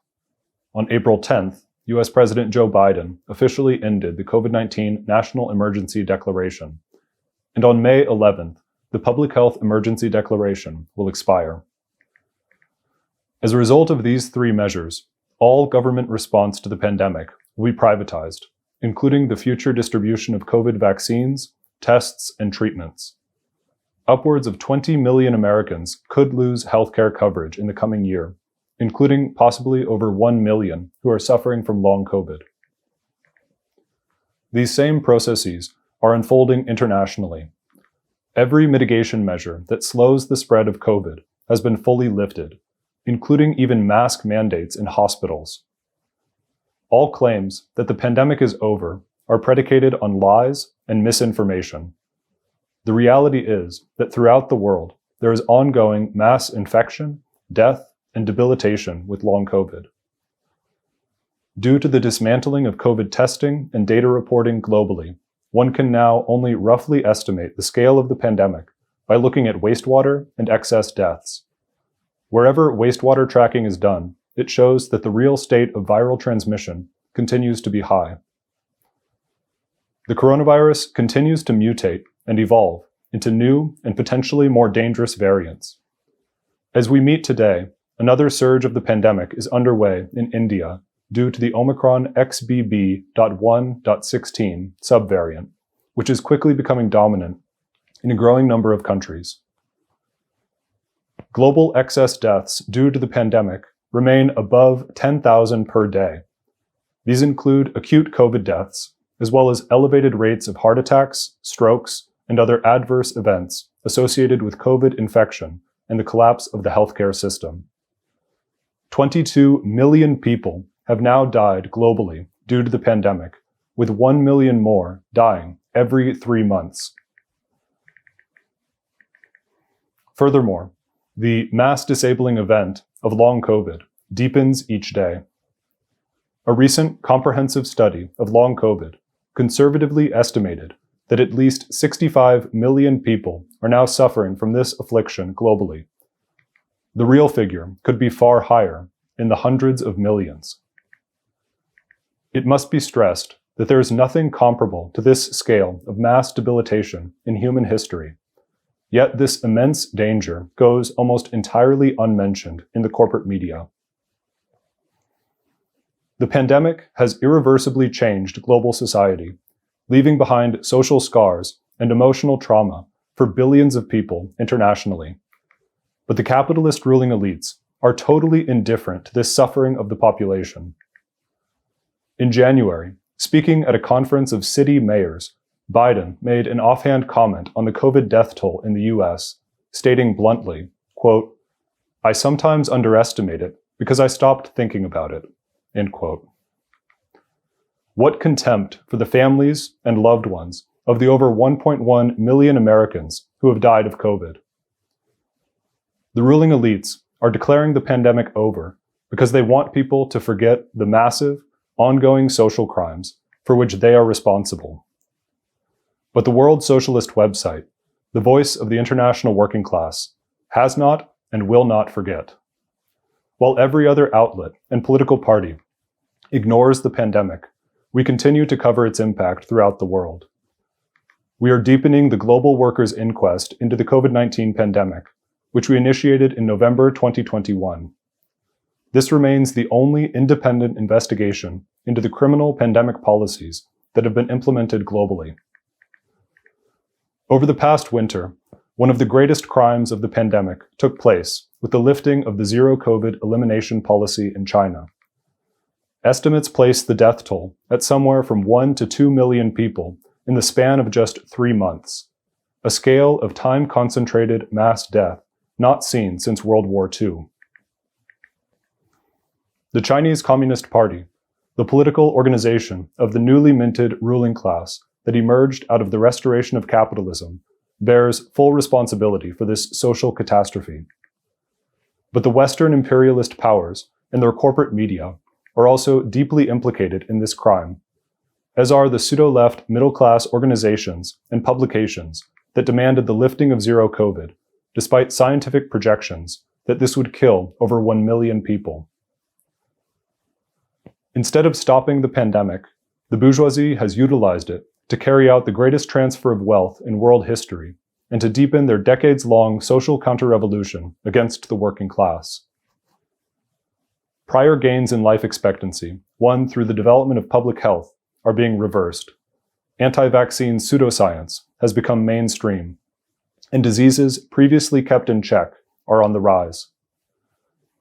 At the same time, the ruling classes are resurrecting the most reactionary ideologies of their past, including the eugenicist and social Darwinist conceptions which dominated in ruling circles in the late 19th and early 20th centuries. Survival of the fittest is once again their mantra, with the elderly and immunocompromised left to fend for themselves. Rosa Luxemburg's famous dictum that the working class confronts either socialism or barbarism is ever more true each day. The ICFI is the only political party in the world that has opposed the descent into barbarism embodied in the capitalist response to the pandemic. From the beginning, we have continuously called for a global elimination strategy to stop the pandemic once and for all.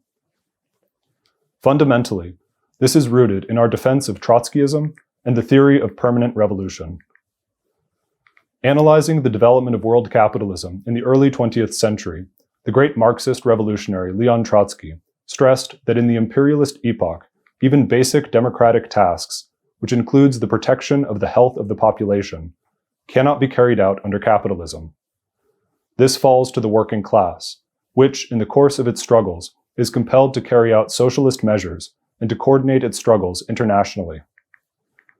Today, this same theory can be applied to the pandemic, as public health programs and principles first developed in an earlier historical period by the bourgeoisie now face unrelenting attack by capitalist governments. Only a global movement of the working class, fighting for world socialist revolution, can implement the policies necessary to stop the spread of COVID and many other diseases and prevent future pandemics, which scientists warn are increasingly likely in the coming years. The same is true for every social problem confronting mankind. War, climate change, poverty, the threat of fascism are all global problems which can only be resolved with a revolutionary socialist program aimed at rebuilding global society based on the principles of social equality and economic planning. The International Committee of the Fourth International is fighting for this strategy, and I urge you to join this movement today.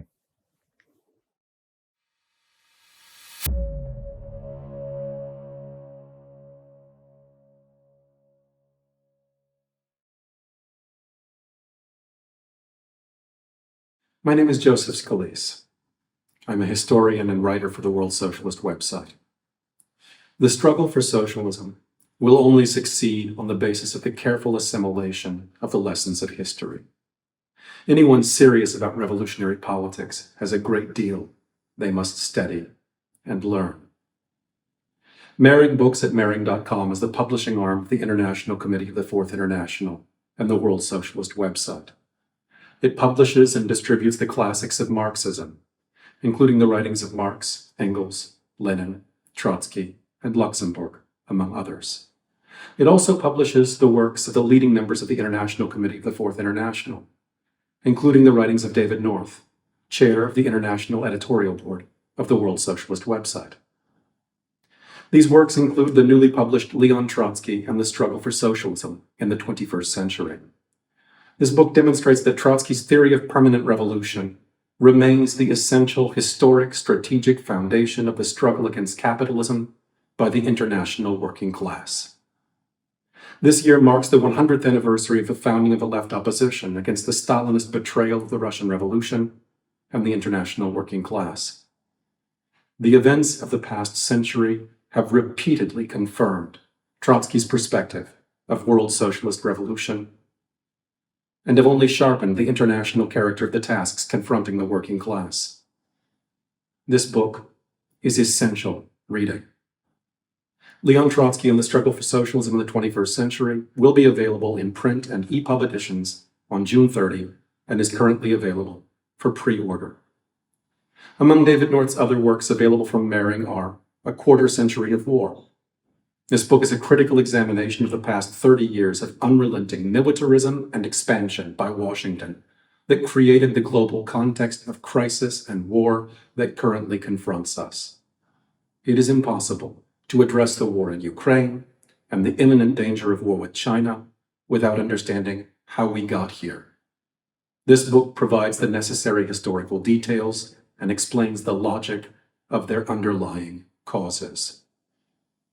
The Russian Revolution and the Unfinished 20th Century, a systematic examination of the problems of the 20th century and why these problems, unresolved, confront us still today.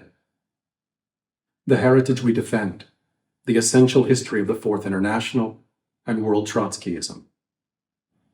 Mehring also recently published COVID, Capitalism, and Class War, Volume 1, a book that stands as the definitive scientific, social, and political account of the COVID-19 pandemic. Drawing on investigative reports, interviews with scientists and workers, and historical analysis, it presents a Marxist explanation for the social catastrophe of the pandemic. The result is a damning and irrefutable indictment of global capitalism and the murderous policies pursued by the ruling elites around the world. The book is now available in both EPUB and print editions. Mehring publishes the works of Vadim Rogovin, Russian historian and sociologist, dedicated to recovering the struggles of the left opposition and the Fourth International in defense of Marxism and the Russian Revolution from decades of Stalinist falsification. Mehring also publishes the writings of Alexander Voronsky, a leading left oppositionist whose Marxist approach to art was wide-ranging and humane. You can purchase all these and a good many more from Mehring.com. While you're there, sign up for the Mehring newsletter so that you can remain informed about sales and upcoming publications. Without revolutionary theory, there can be no revolutionary movement. The revolutionaries who have gone before us dedicated their lives to the assimilation and development of a scientific, that is, Marxist, understanding of the world, the basis for revolutionary struggle. Workers and youths looking to fight for a socialist future must take up their banner, the banner of Trotskyism, and dedicate themselves to systematic study, to understand the world and to change it.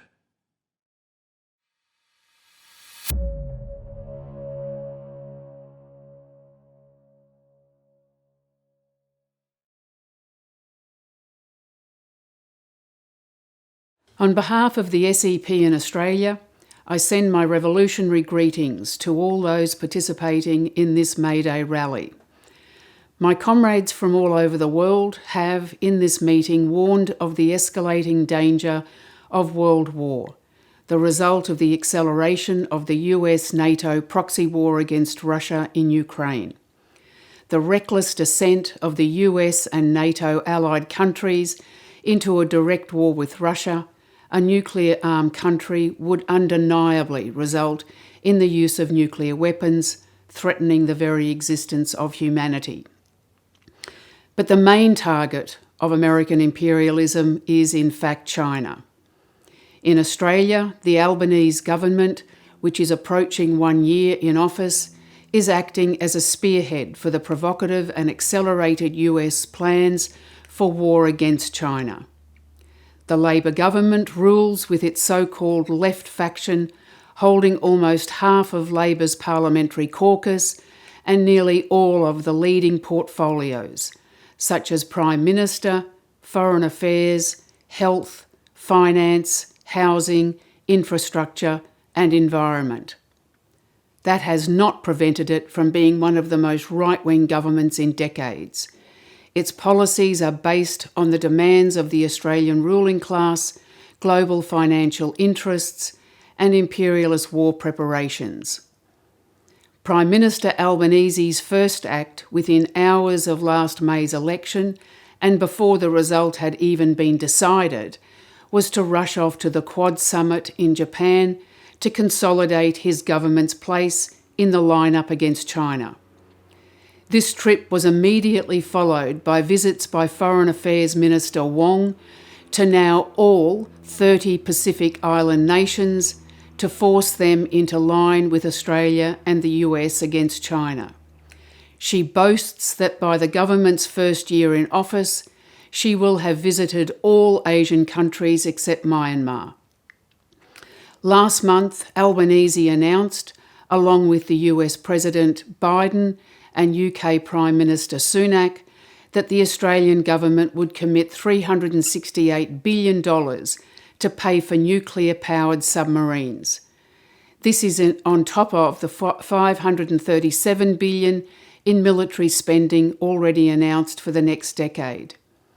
With an historic government debt of nearly $1 trillion, money that does not exist, this vast war spending will be paid for through massive budget cuts to social services and the increased exploitation of workers. It has been stated by others today that war abroad means war against the working class at home. This is precisely what the government is undertaking here in Australia. Paying for war against Russia and China requires an unprecedented assault on the wages, working conditions, and social rights of the working class. While wages have remained stagnant for decades, inflation levels of almost 7%, along with 10 consecutive interest rate rises, have created social conditions not seen for more than 3 decades. Household debt in Australia is second highest in the world, next to Switzerland, the result of property price increases. With the median price of a house in Sydney now at $1.2 million, mortgage loan repayments are the highest in history. Interest rate rises impact Australian households more than any other country due to most mortgages being on variable rates. Rents have increased by 24% in Sydney in a year. A staggering 1 in every 200 Australians are now homeless. Nothing highlights the profit-driven policy of the Labor government more than its actions regarding the COVID-19 pandemic. Since the May 2022 elections, 50% more people have died of COVID than in the previous 2.5 years. Officially, recorded deaths from COVID now exceed 20,000, with excess deaths in 2022 alone estimated at over 25,000, the highest rate since the end of World War II. This figure is not an anomaly, but the result of the deliberate elimination by the Labor government of all remaining measures to stem COVID infections and deaths. Even mask mandates for visitors and health workers in hospitals have been rescinded. While the capitalists and their politicians responsible for this health disaster go unpunished, principal scientists and doctors like David Berger have been persecuted for speaking out against the homicidal pandemic policies. With the collapse of the support base of the other main party of capitalist rule in this country, the Liberal Party, the capitalist class is relying on Labor to rule on its behalf. There are now Labor governments in all mainland states and at the federal level. However, Labor also has historically low support, obtaining less than 33% of the votes at last May's election. The role of the trade union bureaucracy in suppressing the struggles of workers is therefore critical. The recent threat by the West Australian Labor government and the State's Industrial Relations Commission to fine the state's nurses' union $36 million for defying the Commission's ruling that banned a one-day strike last November is a warning to the working class as a whole. It is meant as a club against all workers. Any fight to claw back lost wages, reverse intolerable work conditions, and for safe workplaces will be met with the full force of the state. If this is what governments will do to nurses, our frontline heroes, what have they got planned for the working class as a whole? And what has been the response of the nurses' union leaders? To pledge they will never again allow their members to defy such rulings and strike illegally. Virtually all strikes in Australia are illegal, unless approved by the Industrial Relations Commissions in the states and federally. These anti-strike laws were imposed by Labor from the 1980s on and are used mercilessly by the union leaders to suppress the class struggle. There is a very important lesson for workers to draw. Any fight of the working class means a fight against the capitalist state. That fight cannot be waged with the union leaders shackling and tying workers to that very state. The formation of independent rank-and-file committees is an essential means of freeing workers from these constraints and enabling the unification of their struggles throughout Australia and internationally. After all, workers in every country face the same issues. It is on that basis that the International Workers' Alliance of Rank-and-File Committees has been formed and must be built alongside the IYSSE campaign for an international anti-war movement to prevent World War III. Thank you.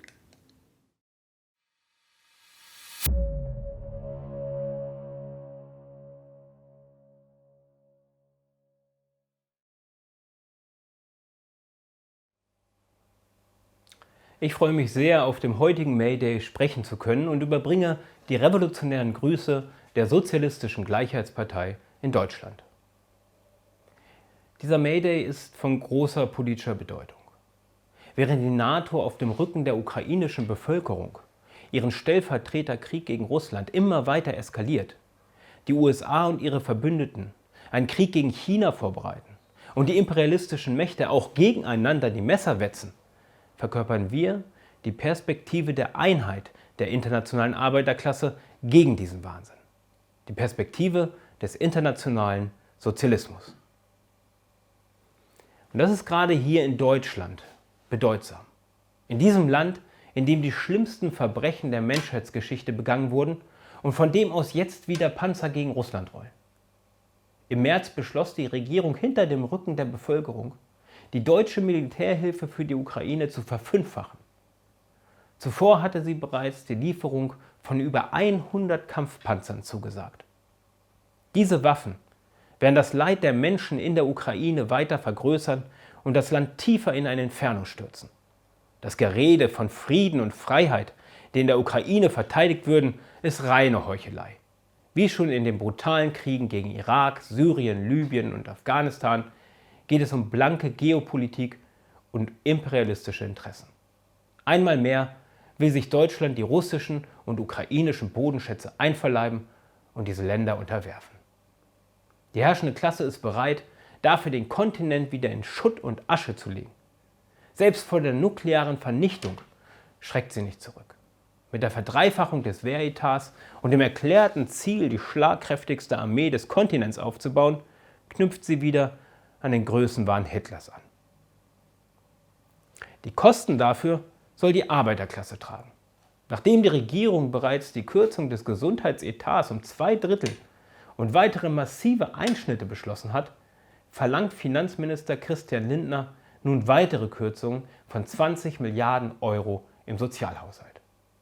Die horrenden Preissteigerungen bei Energie und Lebensmitteln dezimieren zudem die Einkommen der Arbeiter. Und in der Industrie werden Hunderttausende auf die Straße gesetzt.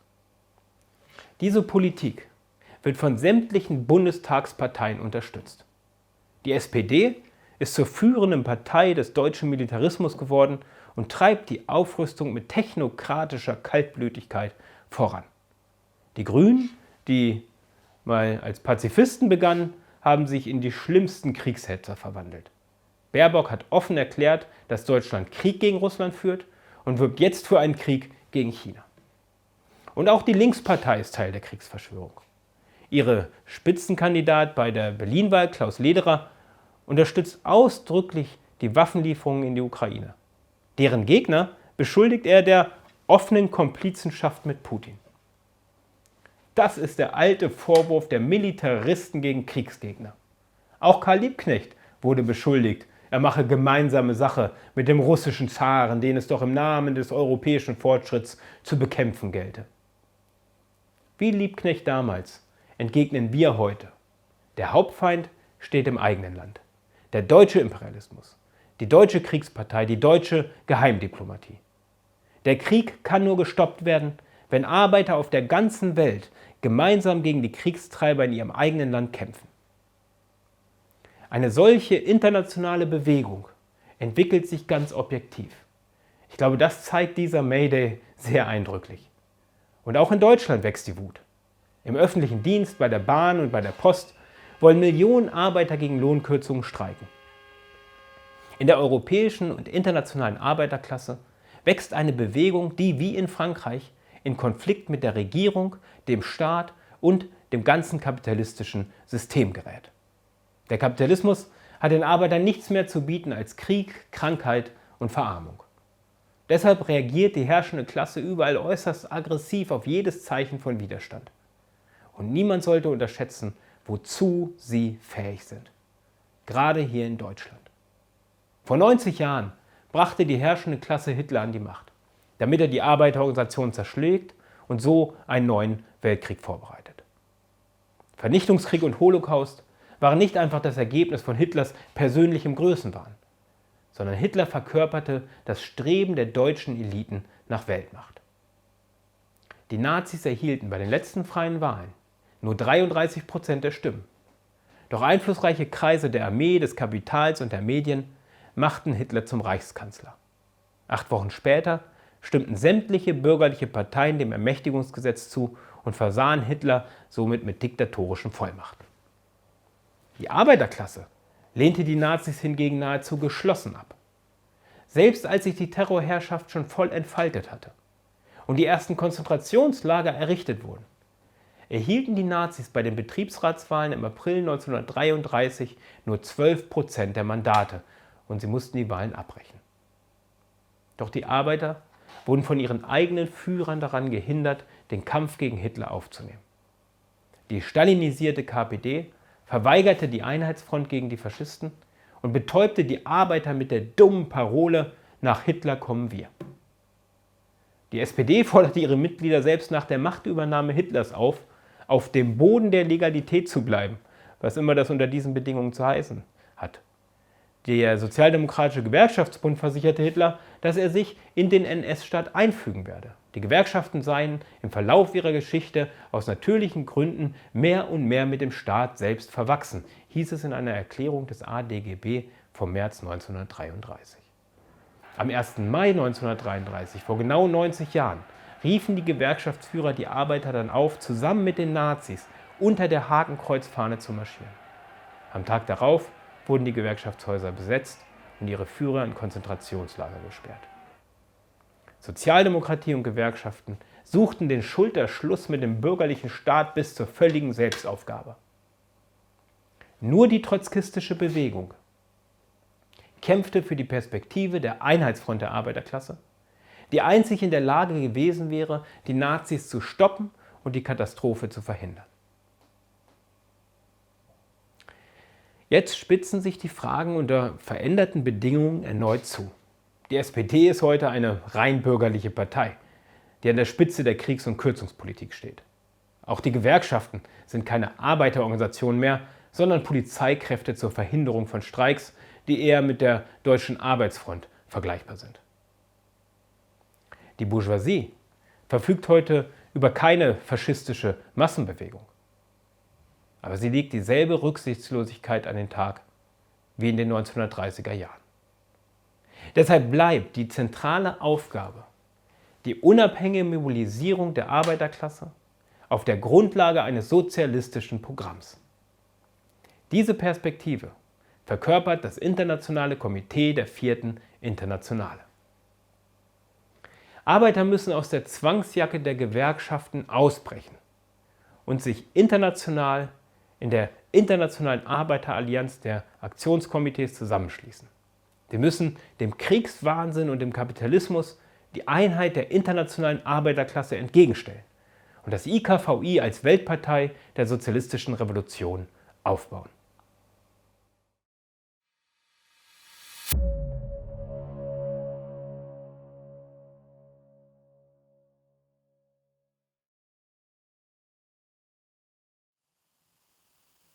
Revolutionary greetings from the Socialist Equality Party and the IYSSE in the UK this May Day. No country has more enthusiastically supported the US-led NATO war against Russia than Britain. The UK has sent billions of pounds of advanced weaponry to Ukraine, including Challenger tanks, and trained thousands of Ukrainian soldiers. The recently leaked Pentagon documents show that the UK has by far the largest NATO contingent of special forces operating in Ukraine, which was never declared publicly by the government.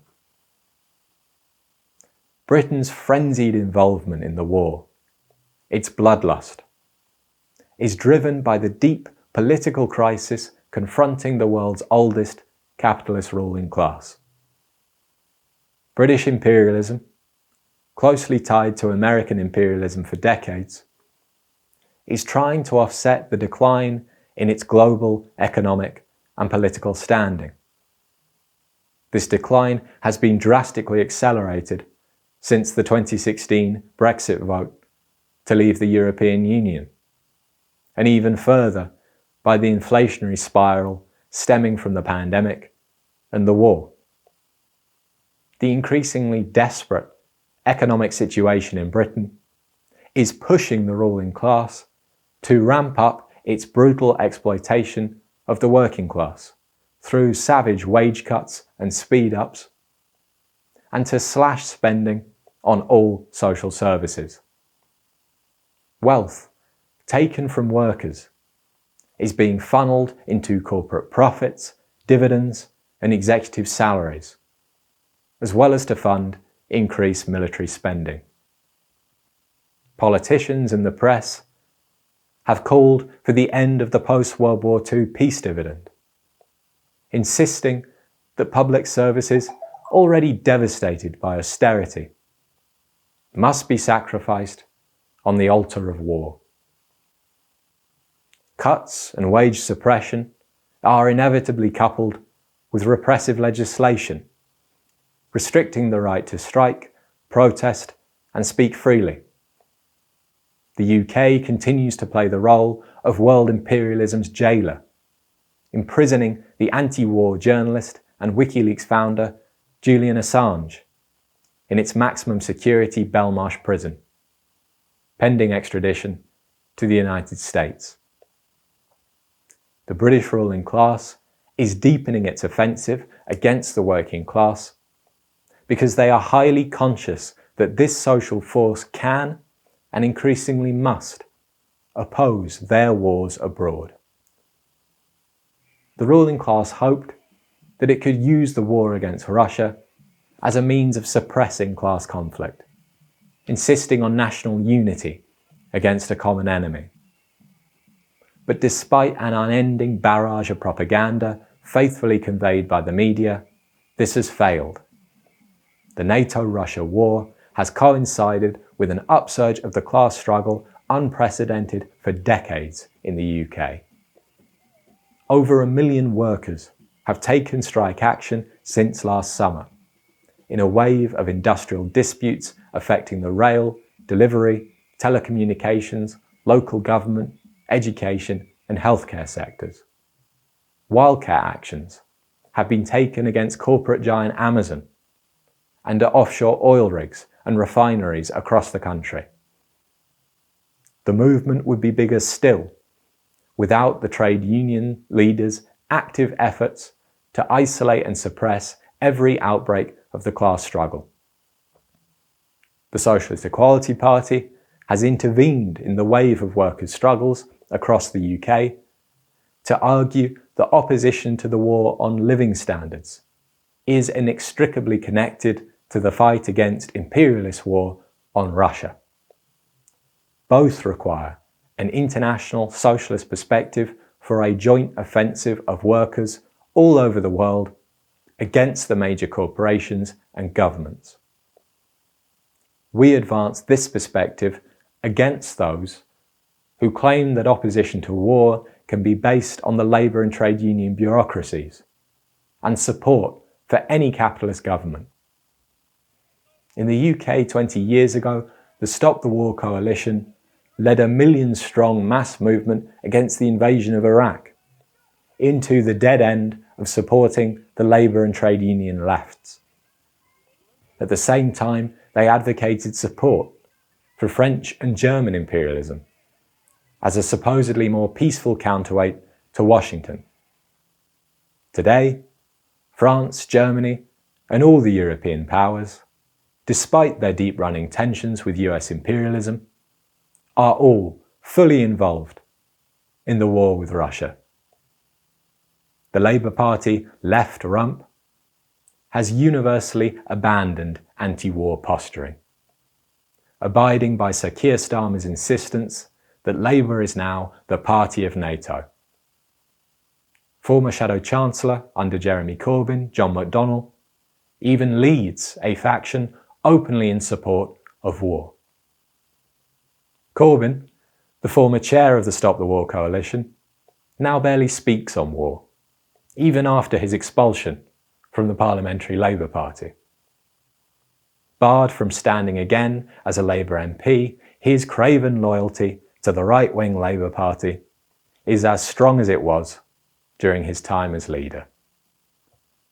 The trade union bureaucracy overwhelmingly supports the UK's participation in the war in Ukraine. Last year, the Trades Union Congress passed a resolution demanding immediate increases in defence spending, and it plays the vital role in managing the home front by suppressing the class struggle, doing everything in its power to prevent a general strike that would topple the crisis-ridden government. The Socialist Equality Party counters the bureaucracy's sabotage and betrayals of the class struggle by fighting to establish independent workers' organisations to transfer power to the rank and file.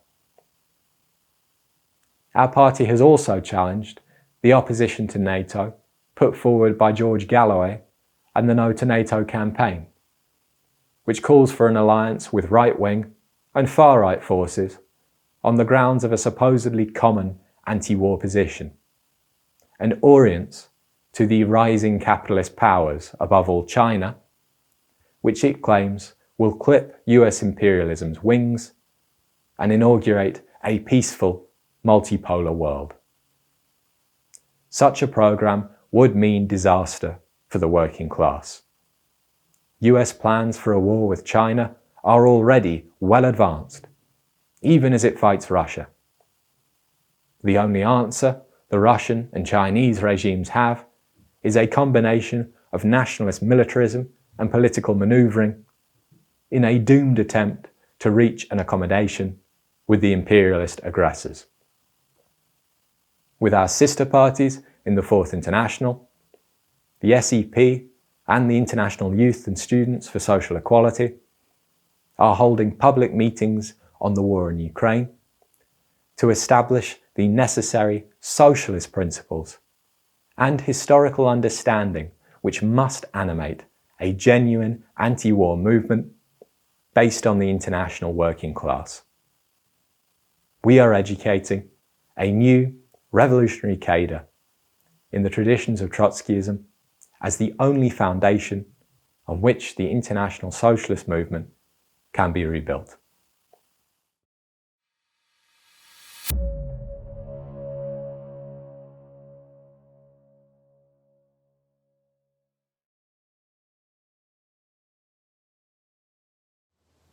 My name is Andrea Peters, and I'm a writer for the World Socialist website. I'm appealing to all of you, both our longtime readers and viewers, and those of you who recently discovered the WSWS, to give and to give generously. We are now celebrating our 25th anniversary.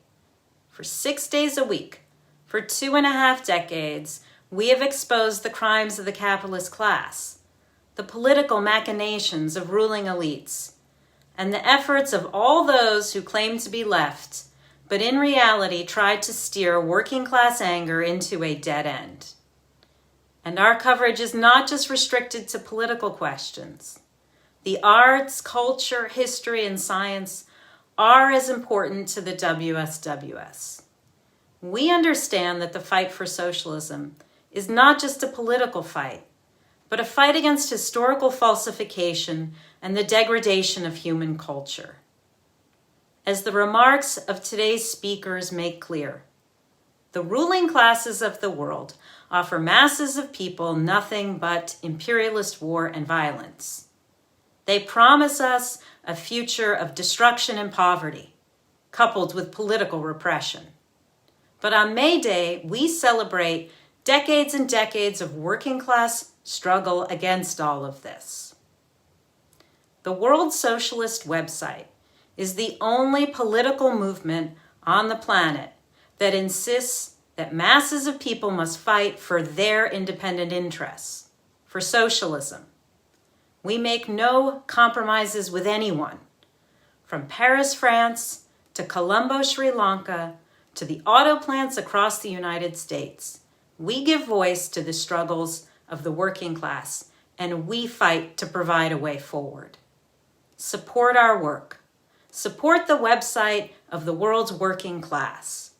We have neither corporate sponsors, nor government backers, nor the finances of NGOs. We have only you. Whether the amount is large or small, donate to the WSWS today. Go to wsws.org/donate to learn more.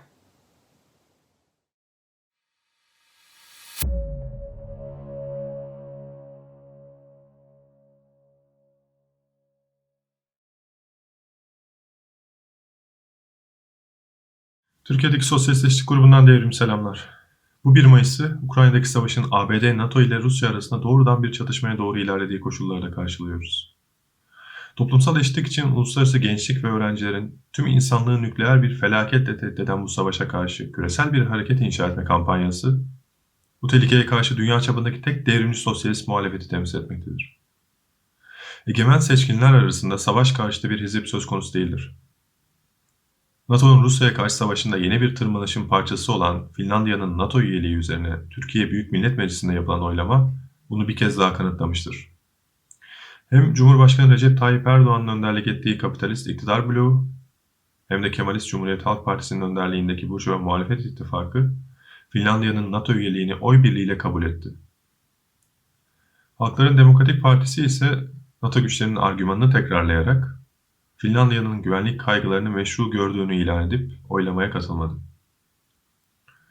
Burjuva muhalefetin arkasına dizilen sahte solcu Türkiye İşçi Partisi milletvekilleri de NATO'nun genişlemesine karşı çıkmayarak tipin sosyalist ya da anti-emperyalist bir parti olmadığını açıkça ortaya koydular. Bu oylama özetle burjuvazinin ve üst orta sınıfın tüm siyasi temsilcilerinin emperyalizme açık bir bağlılık ilanıydı. Bu aynı zamanda Lev Troçki'nin sürekli devrim teorisini çarpıcı bir şekilde doğruluyordu. Troçki yaklaşık 90 yıl önce Stanis bürokrasi tarafından sürgün edildiği İstanbul Büyükada'da şöyle yazmıştı. Burjuva gelişmesi gecikmiş ülkelerle, özellikle de sömürge ve yarı sömürge ülkelerle ilgili olarak sürekli devrim teorisi, bu ülkelerin demokrasiye ve ulusal kurtuluşa ulaşma görevlerinin tam ve gerçek çözümünün ancak boyunduruk altındaki ulusun, özellikle de köylü kitlelerinin lideri olarak proletaryanın diktatörlüğü yoluyla mümkün olabileceğini ifade eder. Türkiye Cumhuriyeti'nin kuruluşunun 100. yıl dönümünde burjuvazi Kürt sorunu başta olmak üzere temel demokratik sorunları çözmekten ve emperyalizmden bağımsızlığı sağlamaktan bütünüyle acizdir. Ancak küresel ölçekte yerine getirilebilecek bu görevler, uluslararası sosyalist bir program temelinde tüm ezilen kitleleri arkasına alacak işçi sınıfına düşmektedir. 6 Şubat'taki Türkiye-Suriye deprem felaketi de kapitalist ulus devlet sisteminin ve Burjuva egemenliğinin zamanını doldurduğunun ve küresel toplumun ihtiyaçlarıyla tamamen uyumsuz olduğunun bir başka acı örneğini oluşturmaktadır. DEUK, Ukrayna'daki savaşın Stanis bürokrasinin 1991'de Sovyetler Birliği'ni dağıtması ve ardından Orta Doğu ve Orta Asya'da 30 yılı aşkın süredir devam eden emperyalist saldırganlık göz önünde bulundurulmaksızın anlaşılamayacağını açıklamaktadır. Afganistan, Irak ve Libya'nın ardından Suriye'de Türkiye'nin de aralarında olduğu NATO güçleri 2011'den beri bir rejim değişikliği savaşıyla en az yarım milyon kişinin ölümüne ve milyonlarca insanın sığınmacı haline gelmesine yol açtılar. Bu, ülkenin parçalanması ve altyapısının mahvedilmesi anlamına geliyordu. Bu emperyalist saldırganlık Suriye'deki deprem felaketini daha da ağırlaştırdı. Üstelik ABD ve Avrupalı emperyalist güçler Ukrayna'daki savaşa 100 milyar dolardan fazla para akıtır ve trilyonlarca doları militarizme aktarırken milyonlarca depremzedeyi kaderlerine terk ettiler ve göstermelik olanlar dışında neredeyse hiç acil yardım sağlamadılar. Bilim insanlarının açıkladığı üzere Türkiye ve Suriye'de yaklaşık 150 bin insanın hayatına mal olduğu tahmin edilen bu toplumsal felaket öngörülebilir ve önlenebilirdi. Ancak Covid-19 pandemisinde uygulanan hayatlardan önce kar politikası bu ve benzeri felaketlerde de geçerlidir. Doğrusu ne Erdoğan hükümeti ne de sahte solun arkasına dizildiği burjuva muhalefet, deprem, pandemi, iklim değişikliği gibi yıkıcı sonuçları önlenebilir felaketlere karşı halk sağlığını korumakla ilgilenmektedir. Dolayısıyla yaşama, barınma ve sağlık gibi en temel demokratik ve sosyal hakları elde etme mücadelesi, iktidarın işçi sınıfına aktarılması ve dünya çapında sosyalist bir toplum kurma mücadelesinin ayrılmaz bir parçasıdır. 10 milyonlarca insanı sarsan tarihi bir felaket olan 6 Şubat depremleri, dünya çapında olduğu gibi Türkiye'de de sınıfsal gerilimlerin ve toplumsal öfkenin tırmandığı koşullarda meydana geldi ve bu tırmanışı daha da arttırdı. Türkiye'de yıllık gerçek enflasyon oranı halen %110'un üzerinde. Özellikle Covid-19 pandemisi sonrasında işçi sınıfından mali sermayeye muazzam bir servet aktarımı yaşanırken, tüm sendikal aygıtlar ve kapitalist siyaset kurumu bir toplumsal patlamanın ne olursa olsun engellenmesi gerektiği konusunda hemfikirdir. Bu yüzden Kürt Milliyetçi Hareketi'ni ve sahte solda içeren Burjuva Muhalefet İttifakı, 14 Mayıs'ta yapılacak Cumhurbaşkanlığı ve milletvekili seçimlerini kazanmalarının ve bir hükümet değişikliğinin meydana gelmesinin tek çare olduğunu iddia ediyor. Sosyalist Seçtik grubu bu iddiayı apaçık bir yalan olarak reddetmektedir. Erdoğan'ın sağcı ittifakı gibi emperyalizmin ve egemen sınıfın hizmetinde olan burjuva muhalefet, doğası gereği işçi sınıfının ve gençlik kitlelerinin temel toplumsal ve demokratik sorunlarını çözmekten acizdir. 15 Mayıs'ta nasıl bir hükümet kurulursa kurulsun, kesin olan tek bir şey var. Demokratik yönetim biçimlerinin artan jeopolitik ve sınıfsal gerilimlerin basıncı altında dünya çapında çöktüğü koşullarda, Türkiye'de bankaların ve büyük şirketlerin yeni hükümetinin dışarıda militarizme ve içeride sınıf savaşına yönelmesi kaçınılmazdır. İşçi sınıfının ve gençliğin önündeki en acil görev, emperyalizmden ve burjuvaziden siyasi ve örgütsel bağımsızlığını sağlamak ve savaşa ve kapitalizme karşı kitlesel devrimci mücadelelere hazırlanmaktır. Bu, 100 yıl önce kurulan Troçkist Hareket'in tek sürdürücüsü olan 4. Enternasyonel Uluslararası Komitesi'nin Türkiye Şubesi olarak Sosyalist Seçtik Partisi'ni kurmak demektir. Bu perspektifle hemfikir olan tüm dinleyicileri bu mücadeleye katılmaya çağırıyoruz. Teşekkürler.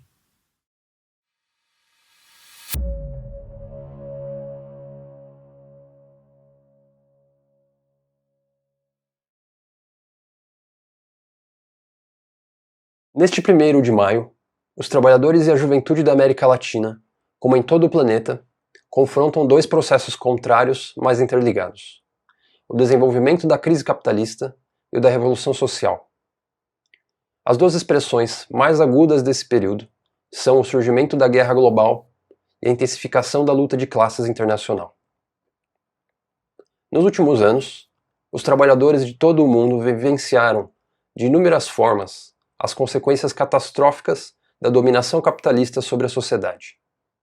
Uma pandemia devastadora, inflação galopante, crescente repressão estatal, o ressurgimento do fascismo e agora o risco da aniquilação nuclear.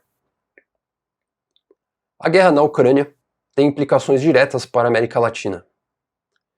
Como em toda parte, a intensificação da exploração da classe trabalhadora para financiar os armamentos imperialistas e o pagamento da crise financeira exige a supressão de toda a oposição social e o seu desvio para os canais reacionários do nacionalismo.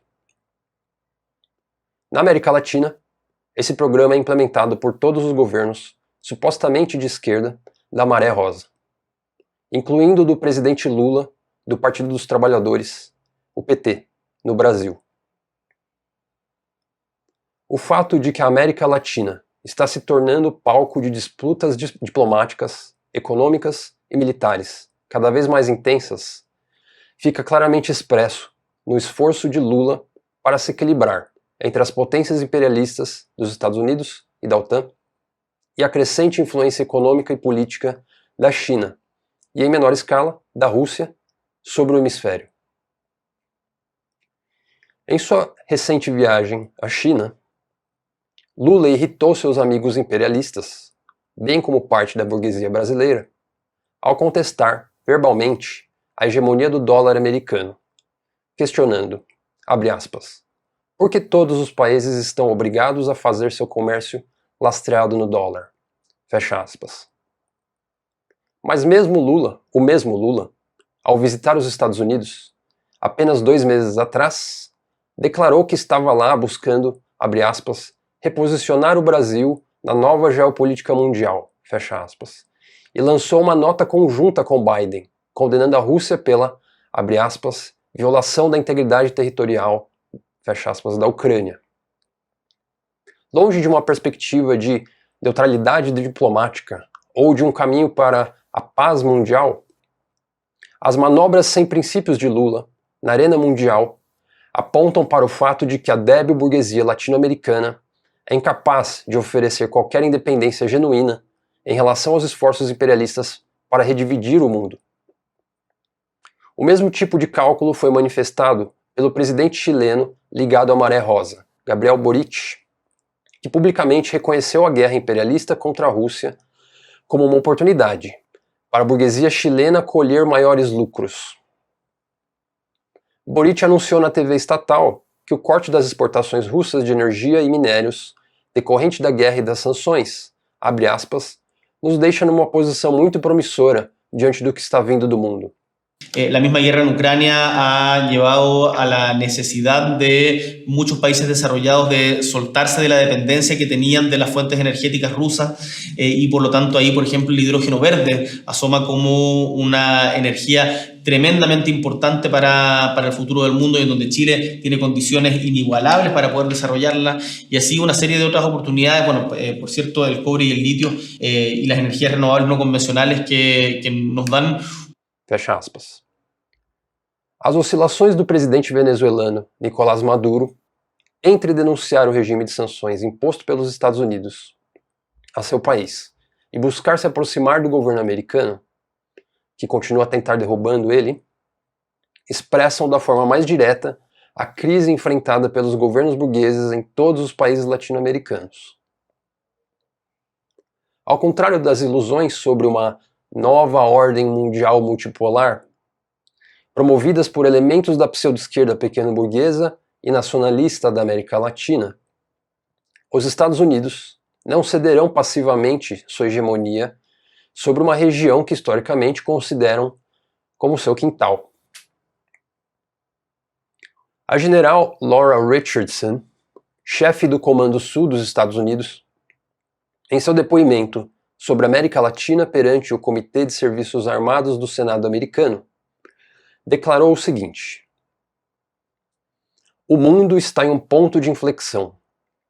A China expandiu sua capacidade de extrair recursos, estabelecer portos, manipular governos por meio de práticas predatórias de investimento e construir potenciais instalações espaciais de uso duplo, o maior número de instalações espaciais em qualquer região de comando combatente. Em outras palavras, a América Latina, como o resto do planeta, será transformada num campo de batalha na guinada para uma terceira guerra mundial. Mas na América Latina, como em todo o mundo, a crise capitalista está empurrando a classe trabalhadora para grandes lutas revolucionárias. Como parte de uma onda de lutas da classe trabalhadora mundialmente, em março, 140 mil professores bolivianos entraram em uma greve nacional que continuou durante todo este mês. Lutas semelhantes surgiram no setor da educação por toda a região. Em fevereiro, uma paralisação espontânea dos trabalhadores terceirizados da manutenção na Petrobras ameaçou desencadear paralisações de grandes refinarias e plataformas offshore em confronto direto com o novo governo Lula. Os governos da Maré Rosa de toda a América Latina são incapazes de fazer qualquer apelo para a classe trabalhadora e são absolutamente hostis às suas lutas crescentes. Sua resposta é o fortalecimento do aparato repressivo de Estado e a promoção do nacionalismo econômico em aliança com os sindicatos corporativistas que os apoiam. Em cada uma dessas lutas, a classe trabalhadora está entrando diretamente em confronto, não apenas com as empresas, mas também com o Estado capitalista e os sindicatos, que hoje trabalham para suprimir qualquer expressão de oposição e para manter os trabalhadores isolados de setores mais amplos de sua classe. Ao entrar em luta contra os enormes cortes nos salários e programas sociais e pela defesa dos seus interesses, os trabalhadores brasileiros e de outros países latino-americanos vão encontrar nos trabalhadores dos Estados Unidos, da Europa e de outros países seus maiores e mais indispensáveis aliados. Os comitês de base independentes, unificados através das fronteiras nacionais por meio da Aliança Operária Internacional de Comitês de Base, serão a expressão organizativa da classe trabalhadora nesse novo momento histórico revolucionário. Todos assistindo este ato de 1º de maio devem se voltar para a única força social capaz de acabar com a guerra, a ditadura e a desigualdade social, a classe trabalhadora internacional.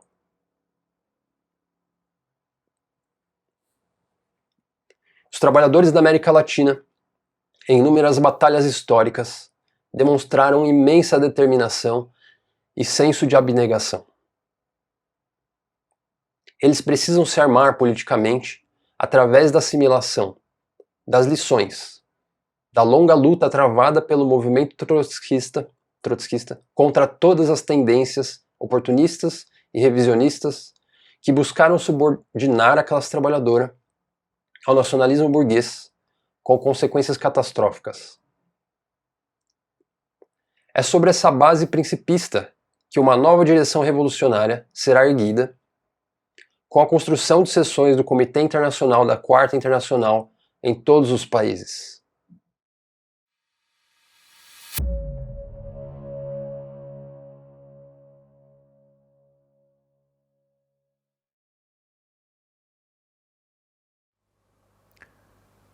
For young people across Europe and internationally, this year's May Day comes as they are being rapidly drawn into a global crisis of historic dimensions. In the eyes of hundreds of millions of young people, the lies that have been told about this society are being shattered by events. The capitalist governments, far from working together to solve mankind's problems, are engaged in an insane race for the redivision of the world that leads directly to World War III. The war in Ukraine, which has already cost hundreds of thousands of lives, threatens to escalate into a nuclear conflict and signals the re-eruption of historic rivalries between the European imperialist powers. A young person born after the dissolution of the Soviet Union has grown up in a capitalist system in perpetual crisis, characterized by ever more brutal wars as well as economic and ecological degradation. At the same time, young people witnessed the unrestrained enrichment of a tiny layer of oligarchic lunatics.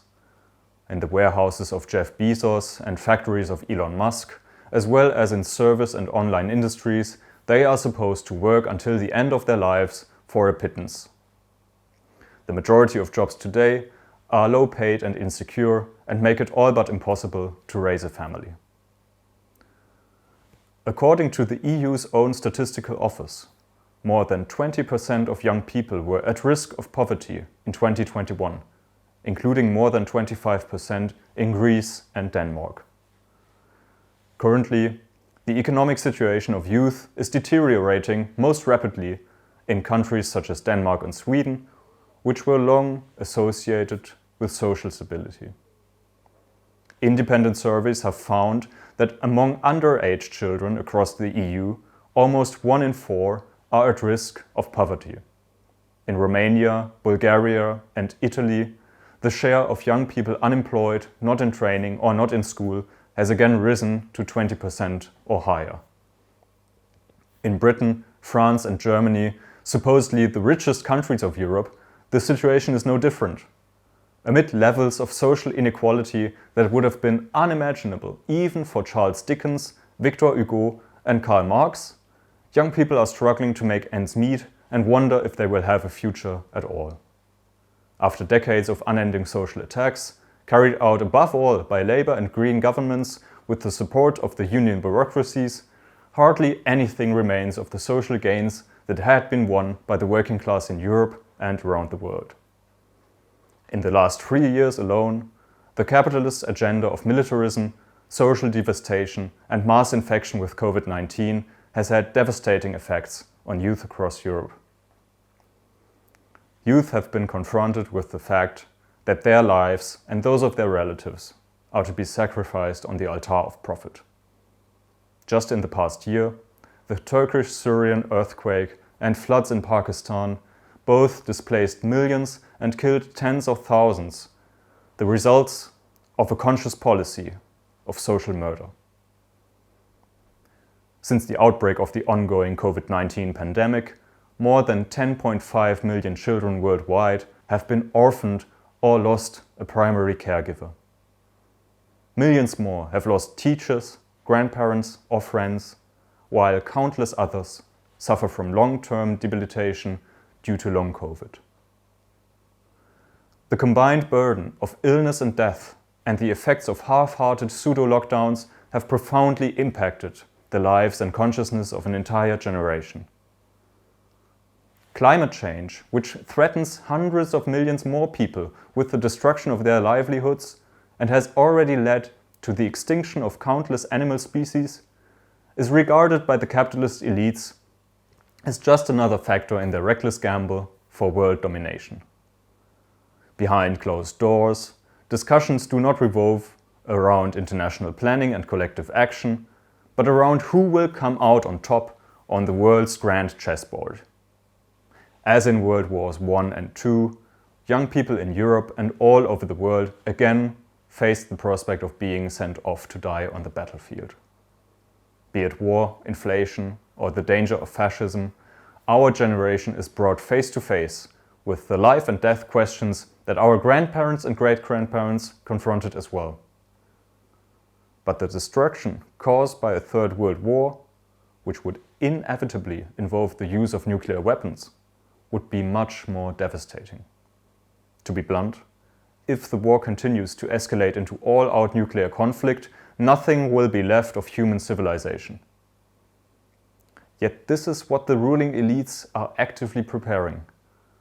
Politicians across the continent demand the militarization of every aspect of society and the creation of a war economy. Governments in Latvia, Poland, and the Netherlands are taking measures to reintroduce the military draft, while France prepares for a comprehensive modernization of its nuclear arsenal. The historic traditions they are following are displayed most clearly in the explosion of German militarism.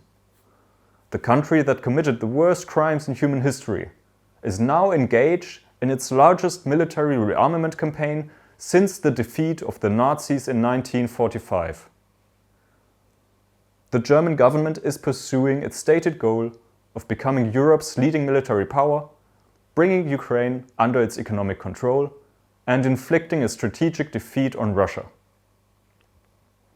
This in turn exacerbates geopolitical rivalries with the United States and intensifies the tensions between the European imperialists that have already led to World Wars I and II. If anything, this war has shown that unity, peace, and progress cannot come from the capitalist elites of each country. They must be won in a struggle against them. There is a way forward. It lies in the traditions of Marxism and revolutionary socialism.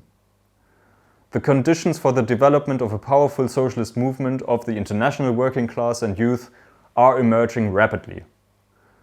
It is such a movement that can and will stop the war and establish the United Socialist States of Europe. Against the self-serving illusions and the complacent pessimism promoted by the various pseudo-left tendencies, the IYSSE will expand our fight for a unified world movement of workers and youth.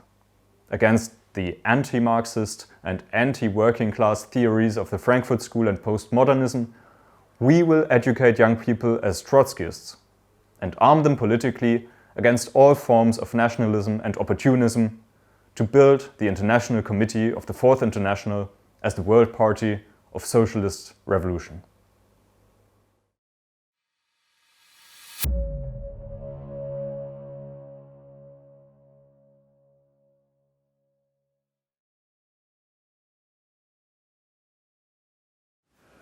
தோழர்களே, தோழியர்களே, கடந்த March 7 அன்று இலங்கையிலுள்ள சமூக சமத்துவத்துக்கான இளைஞர் மற்றும் மாணவர் அமைப்பு, அதாவது IYSSE, நாட்டிலுள்ள 2 பிரதான பல்கலைக்கழகங்களுக்கு முன்னால் வெற்றிகரமான 2 போர் எதிர்ப்பு ஆர்ப்பாட்டங்களை ஏற்பாடு செய்திருந்தது. இதில் ஒன்று போரினால் நாசமாக்கப்பட்ட வடக்கு மாகாணத்தில் உள்ள யாழ்ப்பாண பல்கலைக்கழகத்துக்கு அருகில் நடந்தது. மற்றது மத்திய மாகாணத்தில் உள்ள பேராதனை பல்கலைக்கழகத்துக்கு முன்பாக நடந்தது. இவை உக்ரைனில் நடைபெறுகின்ற ரஷ்யாவுக்கு எதிரான அமெரிக்க நேட்டோ போரின் தோற்றம் மற்றும் அதன் தாக்கங்களை விளக்குவதற்கு, மற்றொரு ஏகாதிபத்திய போராக பரிணமிக்க அச்சுறுத்துகின்ற இந்த போரை நிறுத்துவதற்கு, சோசலிச சர்வதேச மூலோபாயத்தை அபிவிருத்தி செய்வதற்கும் சமூக சமத்துவத்திற்கான அனைத்துலக இளைஞர் மற்றும் மாணவர் அமைப்பால் சர்வதேச ரீதியாக ஏற்பாடு செய்யப்பட்ட விரிவுரைகள் உட்பட ஒரு தொடர் நிகழ்வுகளின் பாகமாக நடாத்தப்பட்டன. போரை நிறுத்துவதற்கான எமது திசை அமைவானது கோவிட்-19 தொற்று நோய் மற்றும் உக்ரைனிய போரால் தீவிரமாக்கப்பட்ட உலக முதலாளித்துவத்தின் மோசமடைந்து வரும் நெருக்கடியின் கீழ் மோசமாக்கப்பட்ட சமூக தாக்குதலை எதிர்த்து நிற்கின்ற அபிவிருத்தி அடைந்து வரும் சர்வதேச வர்க்க போராட்டங்களை நோக்கியதாக உள்ளது. இந்த பாரிய சமூக சக்தியை ஏகாதிபத்திய அமைப்பு முறைக்கு எதிராக சுயாதீனமான அணிதிரட்டுவதன் மூலமே இந்த போர் மற்றும் பிற ஏகாதிபத்திய போர்களை ஒரேடியாகவும் இறுதியாகவும் நிறுத்த முடியும். இந்த மேதின கொண்டாட்டத்தில் நமக்கு நாமே ஒதுக்கிக் கொள்ளும் பணி போருக்கு எதிரான எதிர்ப்பை இந்த பெரும் வர்க்க போராட்டங்களுடன் இணைப்பதே ஆகும். இந்த மூலோபாயத்தில் தொழிலாளர்கள், இளைஞர்கள் மற்றும் மாணவர்களின் உலகளாவிய போர் எதிர்ப்பு இயக்கத்தை நாம் கட்டியெழுப்புகின்றோம். கடந்த ஆண்டு நவம்பர் 11 அன்று கொத்தலாவல பாதுகாப்பு பல்கலைக்கழக பட்டமளிப்பு விழாவில் இலங்கை ஜனாதிபதி ரணில் விக்ரமசிங்கே ஆற்றிய உரையானது அபிவிருத்தியடைந்து வரும் ஏகாதிபத்திய உலகப் போரில் எவ்வாறு இலங்கை சிக்கியுள்ளது என்பதை காட்டுகின்றது. அவர் கூறியதாவது, 1970களில் நான் அமைச்சரான போது இவையெல்லாம் தேவையற்றதாக இருந்தன. பெரும்பாலான மக்கள் இந்து சமுத்திரத்தை அல்லாது அட்லாண்டிக் சமுத்திரத்திலேயே கவனம் செலுத்தினர். இன்று அப்படி இல்லை. இன்று உலகின் மொத்த போட்டியும் அமெரிக்க மற்றும் ரஷ்யாவில் இருந்து அமெரிக்காவிற்கும் சீனாவுக்கும் சென்றுள்ளது. எனவே ரஷ்யாவில் நடப்பது ஒரு பக்க நிகழ்வு மட்டுமே. இந்த பகுதியில் என்ன நடக்கின்றது என்பது மிக முக்கியமானது ஆகும். விக்ரமசிங்கவின் இந்த பெரும் வல்லரசு போட்டியில் நடுநிலைமை வகிப்பதாக கூறினார். எவ்வாறாயினும் உக்ரைன் போர் மற்றும் சீனாவுக்கு எதிரான அமெரிக்காவின் போர் தயாரிப்புகளின் கீழ் தெற்காசியாவில் உள்ள எல்லா நாடுகளும் அபிவிருத்தி அடைந்து வரும் இந்த பெரும் ஏகாதிபத்திய மோதலுக்குள் ஈடுபட்டு கொண்டிருக்கின்றன. விக்ரமசிங்க நன்கு அறியப்பட்ட அமெரிக்க சார்பானவர் என்பதுடன் அமெரிக்காவிடமிருந்து வரும் அதிகரித்து வரும் அழுத்தத்தின் கீழ் அவர் சீனாவுக்கு எதிராக வாஷிங்டனுடன் அணிவகுத்து நிற்கும் வாய்ப்பு அதிகமாக உள்ளது. சோபா மற்றும் ACSA இராணுவ உடன்படிக்கைகள், அமெரிக்க இராணுவத்துடனான கூட்டு இராணுவ பயிற்சிகள் மற்றும் அமெரிக்க அதிகாரிகளுடனான வழக்கமான இருதரப்பு சந்திப்புகள் ஊடாக இலங்கை பல ஆண்டுகளாக சீனாவுக்கு எதிரான வாஷிங்டனின் போர் தயாரிப்புடன் நெருக்கமாக ஒருங்கிணைக்கப்பட்டுள்ளது. அதனால்தான் தொழிலாளர்கள் மற்றும் இளைஞர்களின் போர் எதிர்ப்பு இயக்கத்தை கட்டியெழுப்ப தெற்காசியாவில் சமூக சமத்துவத்திற்கான அனைத்துலக இளைஞர் மற்றும் மாணவர் அமைப்பு எடுக்கும் முன்முயற்சி முக்கியமானது ஆகும். இந்த போர் எதிர்ப்பு இயக்கத்தை கட்டியெழுப்புவதற்கான எமது பிரச்சாரமானது மாணவர்களை முதலாளித்துவ அரசியல் கட்டமைப்புக்குள் சிக்க வைக்க வேலை செய்யும் தமிழ் தேசியவாத யாழ்ப்பாண பல்கலைக்கழக மாணவர் ஒன்றியம் மற்றும் அனைத்து பல்கலைக்கழக மாணவர் ஒன்றியம் உட்பட மாணவர் அமைப்புகளுக்கு எதிரான அரசியல் மற்றும் தத்துவார்த்த போராட்டத்துடன் பிரிக்க முடியாத வகையில் பிணைந்துள்ளது. யாழ்ப்பாண பல்கலைக்கழக மாணவர் ஒன்றியம் கொழும்பு அரசாங்கத்துடன் அதிகார பகிர்வு உடன்படிக்கை ஊடாக தமிழ் உயரடக்கின் சலுகைகளை பாதுகாப்பதை நோக்கமாக கொண்டுள்ள ஏகாதிபத்திய சார்பு தமிழ் தேசியவாத கட்சிகளால் வழிநடத்தப்படுகின்றது. தமிழ் தேசிய கூட்டமைப்பு உட்பட இந்த தமிழ் முதலாளித்துவ கட்சிகள் சர்வதேச நாணய நிதியத்தால் கட்டளையிடப்பட்டுள்ள சிக்கன நடவடிக்கைகள் மற்றும் விக்ரமசிங்க அரசாங்கத்தால் முன்னெடுக்கப்படுகின்ற போலீஸ் அரச வழிமுறைகளுக்கு தீவிர ஆதரவை வழங்குகின்றன. அவர்கள் அபிவிருத்தி அடைந்து வரும் வர்க்க போராட்டங்களை முற்றிலும் சிங்களவர்களுடைய விவகாரம் என இழிந்த முறையில் கேலி செய்கின்றனர். மார்ச் 30 அன்று தமிழ் தேசிய கூட்டமைப்பின் முன்னணி உறுப்பினரான MA சுமந்திரன் விக்ரமசிங்கவும் வணிகத் தலைவர்களும் கலந்து கொண்ட சர்வதேச நாணய நிதியமும் அதற்கு அப்பாலும் என்ற தலைப்பிலான கலந்துரையாடலில் பங்கு பெற்றினார். சர்வதேச நாணய நிதியத்தால் கட்டளையிடப்பட்ட சிக்கன நடவடிக்கைகளை அமுல்படுத்துவதில் விக்ரமசிங்கவுடன் ஒத்துழைக்க அவர் தனது உற்சாகமான தயார் நிலையை அக்கூட்டத்தில் வெளிப்படுத்தினார். கூட்டத்தில் சுமந்திரன் கூறியது என்னவென்று பார்ப்போம். இந்த சீர்திருத்தங்களை ஒத்தி போடாமல் நாம் முன்னோக்கி செல்கின்றோம். பொருளாதார வளர்ச்சியை நோக்கி எவ்வாறு வடக்கும் கிழக்கும் பங்களிப்பு செய்ய முடியும் என்பது பற்றியும் கலந்துரையாடினோம். வடக்கு மற்றும் கிழக்கில் உயர்ந்தளவு சாத்தியம் உள்ளதால் அவை எவ்வாறு பொருளாதார வளர்ச்சி நோக்கி பங்களிக்க முடியும் என்பது குறித்தும் கலந்துரையாடினோம். நாம் இதை உணர்ந்து கொள்வதற்கு ஜனாதிபதியுடன் ஒத்துழைப்போம். இவ்வாறு தான் சுமந்திரன் கூறினார் கடந்த ஏப்ரல் மாதம் 4ஆம் தேதி அன்று. அப்போதைய ஜனாதிபதி கோத்தாபய ராயபக்சவுக்கு எதிரான மக்கள் எழுச்சிக்கு ஆதரவாக ஜாழ் பல்கலைக்கழக மாணவர்களால் ஏற்பாடு செய்யப்பட்டிருந்த ஆர்ப்பாட்டத்தில் தமிழ் மாணவர்கள் பங்கு பெற்றாமல் அவர்களை தைரியமிழக்க செய்ய ஜாழ்ப்பாண பல்கலைக்கழக மாணவர் ஒன்றியம் செயற்பட்ட போது இந்த பிற்போக்கு அரசியல் முழுமையாக வெளிப்பட்டது. எவ்வாறாயினும் ஜாழ் பல்கலைக்கழக மாணவர் ஒன்றியத்தின் கட்டளையை மீறி தமிழ் மாணவர்கள் நூற்றுக்கணக்கான சிங்கள மற்றும் முஸ்லீம் மாணவர்களுடன் அரசாங்க எதிர்ப்பு ஆர்ப்பாட்டங்களில் இணைந்து கொண்டு பிற்போக்கு பிளவுவாத எல்லைகளை கடந்து ஒற்றுமைக்கான தமது விருப்பத்தை வெளிக்காட்டினர். அனைத்து பல்கலைக்கழக மாணவர் ஒன்றியமானது சிங்கள பேரினவாத ஜேவிபியிலிருந்து பிரிந்து 2012 ஸ்தாபிக்கப்பட்ட போலி இடது முன்னிலை சோசலிச கட்சியால் அரசியல் ரீதியாக வழிநடத்தப்படுகின்றது. இந்த அனைத்து பல்கலைக்கழக மாணவர் ஒன்றியம் அரசாங்கத்துக்கு அழுத்தம் கொடுக்கும் பல்வேறுபட்ட கோரிக்கைகள் மீதான பயனற்ற போராட்டங்களில் மாணவர்களை மட்டுப்படுத்துவதையே பிரதானமாக செய்து வருகின்றது. அதன் மூலம் அது அரசாங்கத்துக்கும் முதலாளித்துவ ஆட்சிக்கும் எதிராக தொழிலாளர்களின் தலைமையிலான ஒரு கூட்டு போராட்டத்தை முன்னெடுக்க மாணவர்கள் தொழிலாளர்கள் வர்க்கத்தின் பக்கம் திரும்புவதை தடுக்கின்றது. முன்னிலை சோசலிச கட்சியானது ஒரு மாற்றீடு முதலாளித்துவ இடைக்கால அரசாங்கத்தை அமைக்க ஐக்கிய மக்கள் சக்தி ஜேவிபி உட்பட எதிர்க்கட்சிகளின் நகர்வுகளை ஆதரித்து கடந்த ஆண்டு நடந்த அரசாங்க எதிர்ப்பு வெகுஜன எழுச்சியை காட்டிக் கொடுப்பதில் தொழிற்சங்கங்களுடன் கூட்டு சேர்ந்து செயற்பட்டது. இப்போது மட்டுப்படுத்தப்பட்ட சீர்திருத்தங்களுக்காக அரசாங்கத்துக்கு அழுத்தம் கொடுப்பதன் பேரில் மக்கள் சபைகளை ஊக்குவித்து தொழிலாளர் வர்க்கத்தை முதலாளித்துவ கட்டமைப்புக்குள் சிக்க வைக்கும் இந்த அரசியலை மேலும் முன்னகர்த்துகின்றது. யாழ்ப்பாண பல்கலைக்கழக மாணவர் ஒன்றியம் மற்றும் அனைத்து பல்கலைக்கழக மாணவர் ஒன்றியம் இரண்டும் கடந்த ஆண்டு இலங்கை தொடர்பான ஐக்கிய நாடுகள் சபையின் மனித உரிமைகள் அமர்வுக்கு ஆதரவு அளித்ததன் மூலம் தமது ஏகாதிபத்திய சார்பு தன்மையை வெளிப்படுத்தியுள்ளன. முன்னாள் அனைத்து பல்கலைக்கழக மாணவர் ஒன்றியத்தின் அமைப்பாளரும் முன்னிலை சோசலிச கட்சியின் தலைவருமான நுவான் போபெகே விக்ரமசிங்க அரசாங்கத்தின் மனித உரிமை மீறல்கள் குறித்து புகார் அளித்து மனித உரிமைகள் ஆணைக்குழு அமர்வில் நேரடியாக உரையாற்றினர்.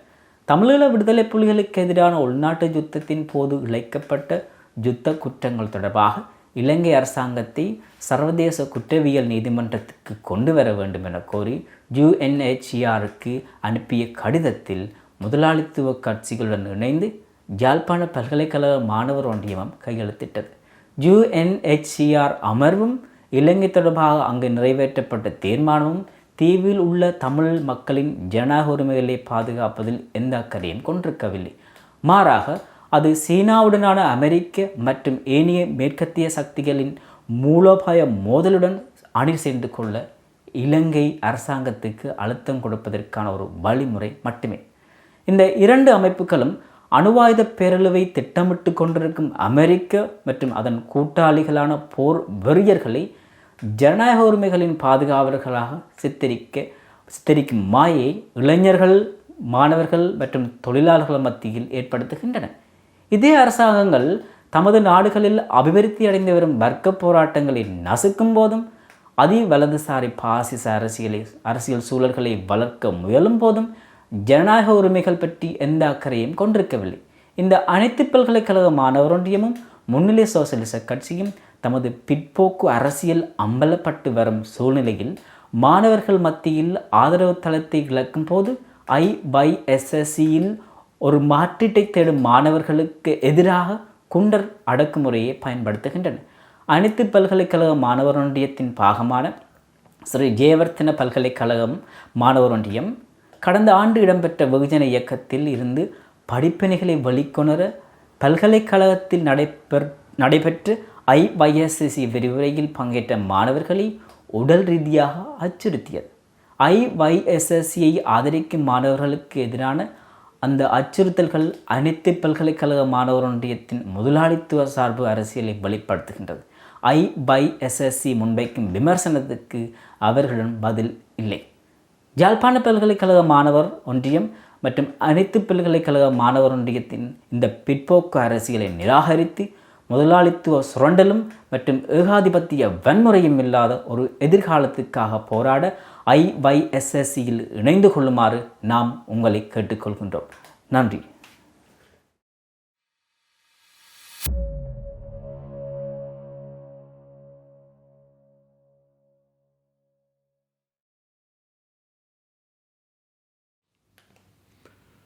The imperialist war drive, together with a massive social crisis, is engulfing the entire world.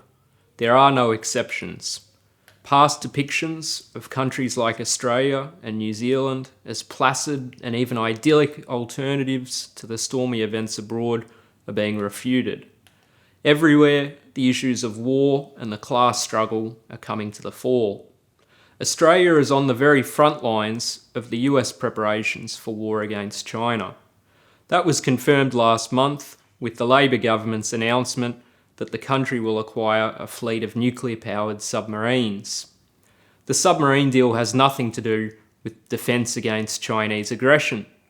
Instead, the submarines, dubbed the apex predators of the sea, are to play a key role in aggressive operations off China's coastline.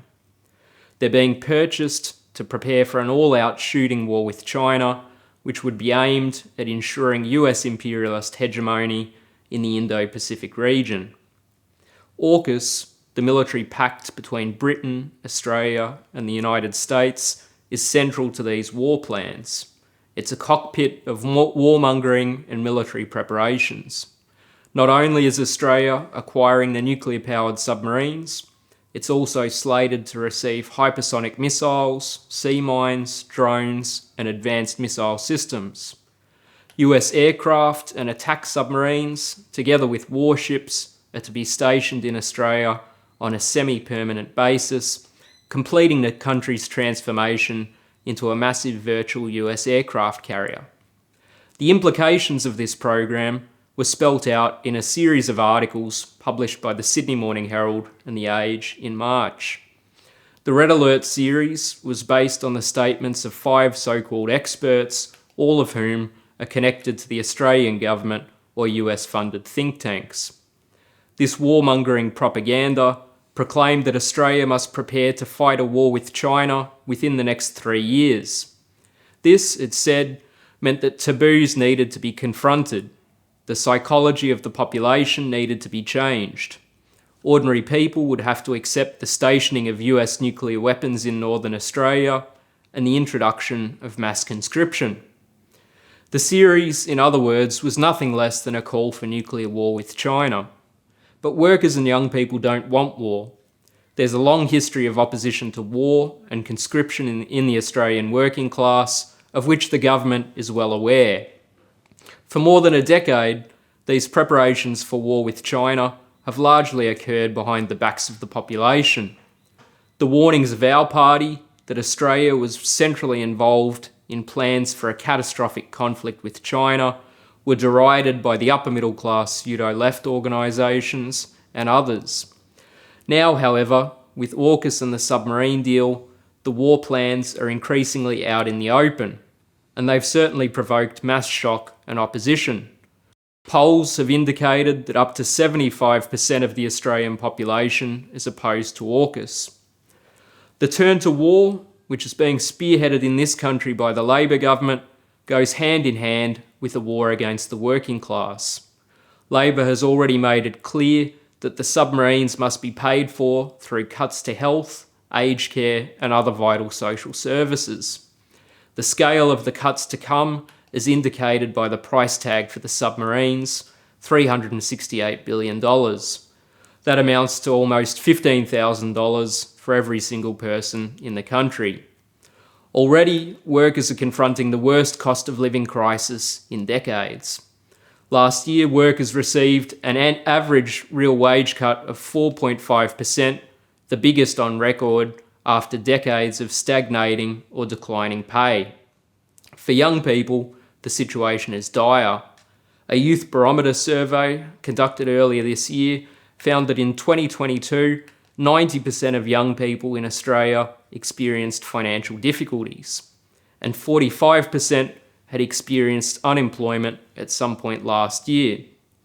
Because of poverty, 68% of young Australians ate less than they thought they should, 67% were not able to eat healthy and nutritious food, 66% were hungry but did not eat, and 51% had to go for an entire day without eating at all. As is the case internationally, housing costs are at unprecedented levels. At least a quarter of homeowners with a mortgage are already in housing stress, while the figure is even higher for renters. Young people are increasingly unable to find anywhere secure to live. This social crisis is untenable. Already, it's provoked major struggles by workers in Australia, including nurses, teachers, and rail staff. Each of these movements has come up against the corporatised trade union bureaucracy, which is a police force of governments and big business.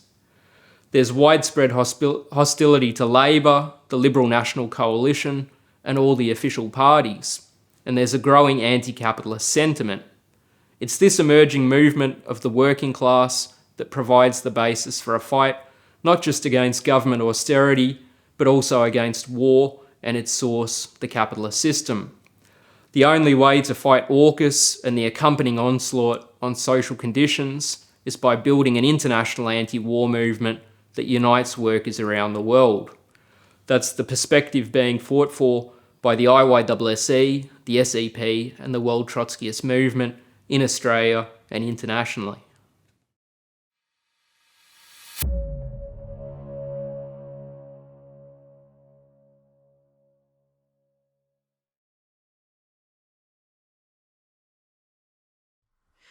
At this May Day rally, the Socialist Equality Group in New Zealand extends revolutionary greetings to workers and young people throughout the world. The imperialist powers are responding to the historic breakdown of capitalism with ever more ruthless attacks on the living standards and basic rights of working people, and by preparing for a catastrophic Third World War to redivide the globe. The Labour Party-led government in New Zealand is deeply involved in the US-led NATO war against Russia in Ukraine. It has funneled tens of millions of dollars to support the war and has sent troops to Britain to train Ukrainian forces.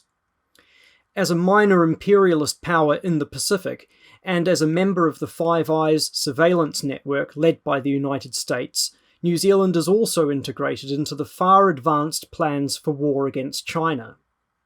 Defence Minister Andrew Little has expressed support for the anti-China AUKUS Pact and declared that New Zealand's military must be prepared to back its allies as great power competition intensifies in the Indo-Pacific region. While billions of dollars are being funneled into the military and intelligence agencies, the working class faces a profound and worsening social crisis. After 5 years of the Labour Party government, its promises about reducing inequality and poverty stand exposed as a fraud. Jacinda Ardern's sudden resignation as Prime Minister in January, following a collapse in support for Labour, highlighted the increased political turmoil. With an election scheduled for October, the established parties have nothing to offer except further war and austerity. About 1 in 5 families in New Zealand already live in poverty, including over 200,000 children. Inflation has remained at around 7% since mid-2022, outstripping incomes. Food prices have soared by 12% in the past year, the biggest jump since 1989, and charities are facing record demand for food parcels. More than 100,000 people are either homeless or in severely inadequate housing. In Auckland, New Zealand's biggest city, it has the 7th least affordable housing in the world, according to one survey. The median weekly rent has gone up by 16% since the beginning of the COVID-19 pandemic. The housing crisis has been exacerbated by unprecedented flooding in January and February, which displaced around 10,000 people and devastated entire communities, along with farmland and infrastructure. Mortgage rates have doubled since 2021, reaching nearly 7% and adding hundreds of dollars a week to household bills. The number of mortgages in arrears rose 23% in the past year alone. But for the rich, things have never been better. During the pandemic, tens of billions of dollars have been handed over to banks and big business via bailouts, subsidies, and quantitative easing. The banks made a record collective profit of $7.18 billion last year. These profits and bailouts are being paid for by the working class through increased exploitation and the gutting of all social services. In Auckland, according to one report, everything from library hours to arts programs, environmental initiatives, and cultural events are under threat in the council's upcoming budget. In November, Reserve Bank Governor Adrian Orr admitted that the state is deliberately engineering a recession by raising interest rates in order to reduce consumption and boost unemployment. Nationwide, the government recently announced 1,600 administrative jobs may be destroyed in the restructuring of the public health sector. This comes at a time when hospitals have been swamped with COVID patients, vital surgeries are delayed, and there is a shortage of thousands of nurses and doctors. Despite the deepening crisis in New Zealand's healthcare sector and the ongoing spread of COVID infections and deaths, on April 11, Prime Minister Chris Hipkins declared, quote, "We are heading towards a point where COVID-19 will become normal." What does this even mean? About 3,000 people have now died from the coronavirus in New Zealand, almost all of them since Labour scrapped the zero COVID policy in late 2021. Last year, total deaths went up by 10%, the biggest annual increase since the 1918 flu pandemic. More than 27,000 people have been hospitalised for COVID in New Zealand, including 2,500 children aged under 5 years old, and tens of thousands of people are likely suffering from long COVID. This is the horrifying new normal that the Labour government has created with its criminal decision to adopt the policy of mass infection demanded by the corporate and financial elite. These conditions are driving workers into struggle. Thousands of healthcare workers protested across the country on April 15 against low pay and the crisis in hospitals. 1 month earlier, 50,000 teachers held a nationwide strike after rejecting a below-inflation pay offer. They demanded action to address the stark inequality between rich and poor schools. Workers want to fight. The main obstacle they confront is the trade unions. The Socialist Equality Group calls for a rebellion against these bureaucratic organisations, which collaborate with the government and big business to suppress workers' opposition. The unions have enforced the dismantling of public health measures, allowing COVID to spread through schools, hospitals, and factories, killing and disabling workers in every industry. The unions and their pseudo-left cheerleaders have also raised no objection to the government's policies of war against Russia or China because they support these wars. Workers urgently need new organisations that are independent of the pro-capitalist unions. I join with other speakers at this May Day rally in urging workers to contact us and discuss how to build independent, rank-and-file committees controlled by workers themselves. These committees will fight to unite workers across New Zealand and forge links with workers throughout the Asia-Pacific region and internationally, overcoming the nationalist divisions stoked by the unions and capitalist politicians. Above all, the Socialist Equality Group seeks to arm workers with the socialist and internationalist perspective of the ICFI. To end social inequality, stop the insane drive to World War III, and eliminate COVID-19 globally, workers must abolish the capitalist system and reorganise the world on the basis of human need, not private profit. Thank you.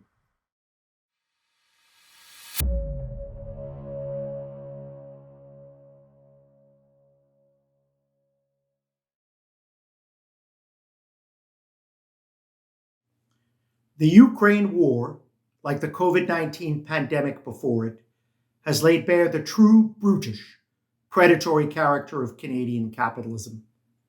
The claim, long promoted by the ruling classes, attorneys, and apologists, in the trade union bureaucracy, the Social Democratic NDP, and the pseudo-left that Canada is a kinder, gentler capitalism, different in kind from the predatory dollar republic to the south, stands exposed as a monstrous lie.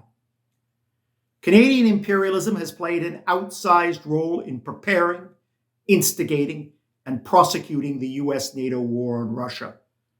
A war Foreign Affairs Minister Mélanie Joly now frankly admits is aimed at bringing about regime change in Moscow, and that Prime Minister Trudeau has vowed Canada will wage for as long as it takes.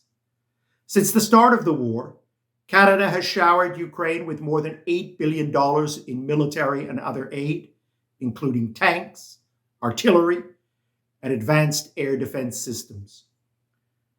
During the previous 2 decades, Canada championed NATO expansion and Russia's encirclement, helped orchestrate the February 2014 fascist-led coup that overthrew Ukraine's elected president, and worked in tandem with the US and Britain to reorganize Ukraine's military, to make it interoperable with NATO forces, and to incorporate the fascists of the Azov Battalion.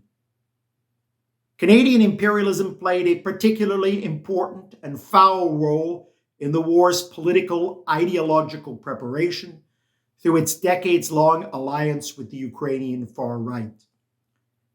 As the World Socialist website has documented in the multi-part series, Canadian Imperialism's Fascist Friends, following World War II, Canada provided refuge to tens of thousands of Ukrainian Nazi collaborators implicated in the Holocaust and Hitler's war of annihilation against the Soviet Union. In pursuit of the twin Cold War objectives of eradicating socialist influence among the large Ukrainian-Canadian population and weakening the USSR, the Canadian state assisted the Ukrainian far right in whitewashing its crimes and in fashioning a new nationalist narrative that celebrates the war criminal Stepan Bandera and his organization of Ukrainian nationalists as fighters for national liberation. With the turn of the Soviet Stalinist bureaucracy to capitalist restoration, the far-right forces the Canadian state had promoted through the Ukrainian-Canadian Congress were redeployed to push for Ukrainian independence and, after 1991, to harness the government in Kiev to NATO and the European Union. Central to these efforts has been the re-injection into Ukraine of a virulent anti-Russian, anti-communist nationalism exemplified by the Bandera cult. At last year's May Day rally, I pointed to Chrystia Freeland, Canada's Finance and Deputy Prime Minister, as embodying, at the highest levels of the state, the alliance between Canadian imperialism and the Ukrainian nationalist far right. Freeland's maternal grandfather, to whom she pays homage for schooling her in Ukrainian culture and history, was the prominent Nazi collaborator Mikhailo Chomiak. Over the past year, the Ukrainian-Canadian Congress's influence in Ottawa has only grown. Recently, its former CEO, Taras Zalewski, was named Chief of Staff for Defense Minister Anita Anand. Emboldened by this support, the Ukrainian-Canadian Congress, or UCC, is acting as a quasi-arm of the state to smear, censor, and suppress all anti-war voices and actions. The UCC boasts about its discussions with Canada's Minister for Public Safety, Marco Mendicino, about clamping down on what it terms pro-Russian messaging. At the urging of UCC supporters in March, the publicly funded University of Waterloo attempted to cancel the International Youth and Students for Social Equality's room booking on trumped-up grounds. The meeting only took place because the IYSSE mounted a vigorous counter-campaign, insisting on students and workers' democratic right to discuss and oppose the major role Canada has played in instigating and prosecuting a war that could spiral into World War III. More recently, the far-right Ukrainian nationalists succeeded in forcing the cancellation of a separate anti-war meeting in Montreal by smearing the speakers as pro-Russian and violent. The UCC spearheaded state-supported campaign to suppress any and all anti-war voices is testament to the fear in ruling class circles. They know their false narrative of an unprovoked war and a struggle to defend Ukrainian democracy would be exposed as a pack of lies if subject to criticism and debate. While the entire political establishment, whether federalist or pro-Quebec independence, strongly supports the war, the ruling elite knows full well that among working people there is only anxiety and opposition to the ever-escalating conflict in Europe. If this opposition has yet to find expression in the emergence of a mass anti-war movement, it is above all the result of the actions of those organizations that falsely posture as left, the trade unions, the NDP, and Quebec Solidaire. The NDP, with the enthusiastic support of their trade union allies, responded to the war's outbreak last February by forming a governmental alliance with the minority Liberal government. Promising to provide political stability, that is, to suppress the class struggle, the NDP is pledged to keep Trudeau in office till June 2025 as his government wages war, dramatically hikes military spending, pursues austerity, and imposes huge inflation-driven real wage cuts. Insofar as there is any opposition to the war from the pseudo-left organizations that uphold the authority of the unions and NDP and promote identity politics, it is based on the bankrupt and debilitating perspective that the Canadian government and state can be pressured into helping broker a peaceful, negotiated end to the Ukraine war and more generally, to play an altruistic role in world affairs. Genuine opposition to the war must be animated by an entirely opposed perspective. The fight to mobilize the working class on a socialist, internationalist program against Canadian capitalism, its state, and the union NDP-backed Liberal government.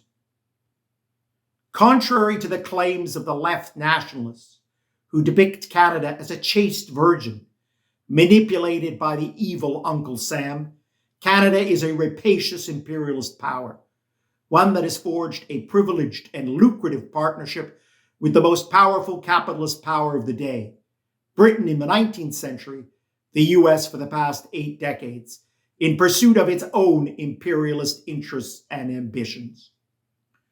Workers in Canada, as around the world, are being drawn into mass struggles that objectively challenge the ruling class agenda of war and austerity.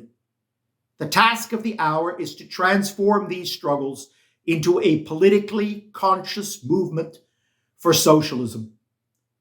The struggle against war is the cutting edge of this fight. A genuine, politically independent mass movement of the working class striving for workers' power could only develop insofar as workers separate themselves from and actively oppose all the predatory actions of their own ruling class and its state, and make the great battle cry of the socialist movement, "Workers of the world unite," the axis of their struggles. Thank you.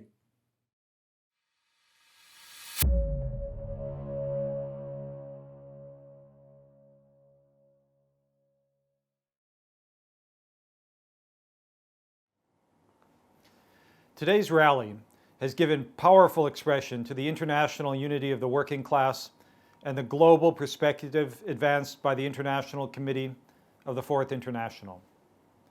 We have heard remarks from representatives of the ICFI, the International Workers' Alliance of Rank and File Committees, and the International Youth and Students for Social Equality from a dozen countries and 5 continents, speaking to a truly global audience. While the specific conditions in each country differ, the fundamental issues confronting workers and youth are the same everywhere. The speeches today have outlined the main and interrelated elements of the world situation. The escalation of the US-NATO war against Russia and Ukraine, now in its second year. The growing threat of a US-led war against China. The ongoing COVID-19 pandemic, which has killed more than 22 million people and continues to evolve into new strains. A deepening economic and financial crisis. The breakdown of democratic forms of rule as the ruling elite turns to ever more naked forms of repression to enforce its interests. And, above all, the growth of the class struggle throughout the world. In no country is this reality more starkly revealed than in the United States, the cockpit of imperialist war planning and the center of finance capital. More than 3 decades ago, at the time of the dissolution of the Soviet Union, the American ruling class proclaimed what it called the end of history and the unipolar moment. It concluded that force works and that it could use its unrivaled military power to counteract its protracted economic decline. What followed were the wars and interventions against Iraq, Serbia, Afghanistan, Libya, Syria, and many other countries.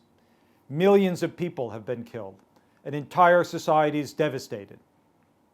Now the so-called war on terror has given way to great power conflict, which has meant the targeting of Russia and China, even if this threatens what Biden himself has called Armageddon, that is, nuclear war.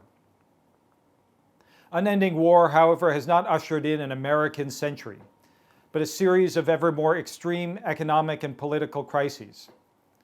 While the ruling elite pretends to be advancing democracy abroad, just over 2 years ago, the government was nearly overthrown in an attempted fascistic coup, spearheaded by the former president, Donald Trump.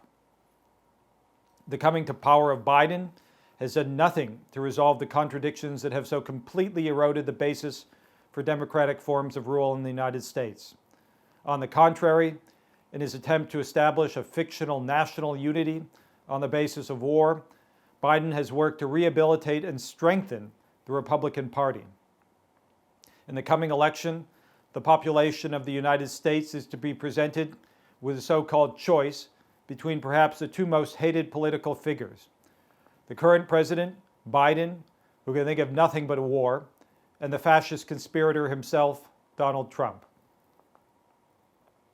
As we wrote in the statement announcing this May Day rally, and as has been documented exhaustively in the speeches you have heard today, the massive growth of military budgets, the gargantuan sums allocated to the most advanced means of death and destruction, has assumed the form of a war against the social conditions of workers in every country. The United States is the most socially unequal advanced capitalist country on the planet, presided over by an oligarchy that controls all the institutions of the state, from the presidency to the Congress to the Supreme Court. The latter now exists as a permanent conspiracy against the democratic rights of the people, as revealed in the decision to repeal the fundamental right to an abortion. While trillions have been handed out to the banks and allocated to war, social infrastructure is in a state of advanced collapse and disintegration, producing such disasters as the poisoning of East Palestine, Ohio, following a train derailment earlier this year, which is one of many. Industrial accidents are commonplace, and the ruling class treats the deaths of workers as merely a cost of doing business. The most basic rights that workers have won through bitter struggles, including even the abolition of child labor, are being ripped away.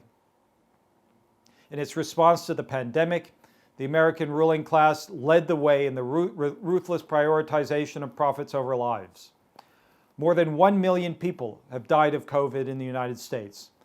Thousands continue to die every week, ignored by the media, while untold millions suffer from the consequences of long COVID. The ruling class, first under Trump and then under Biden, declared that the cure can't be worse than the disease, by which they meant that the health of millions could not justify taking measures that imperiled profit and the rise of the stock markets. At the first May Day rally, organized by the ICFI and held in 2014, we noted that, quote, there are two Americas. There is the America of Wall Street, the Pentagon, the CIA, the plutocracy, which lies, threatens, and bullies. And there is the America of the working class, the bearer of all that is progressive, the true hope for the future, end quote. Even as the American ruling elites plot and implement violence and plunder throughout the world, they confront their most powerful antagonist at home, the working class. The past several years have seen significant expressions of growing class struggle in the United States as workers strive to break free of the control of the reactionary trade union apparatus.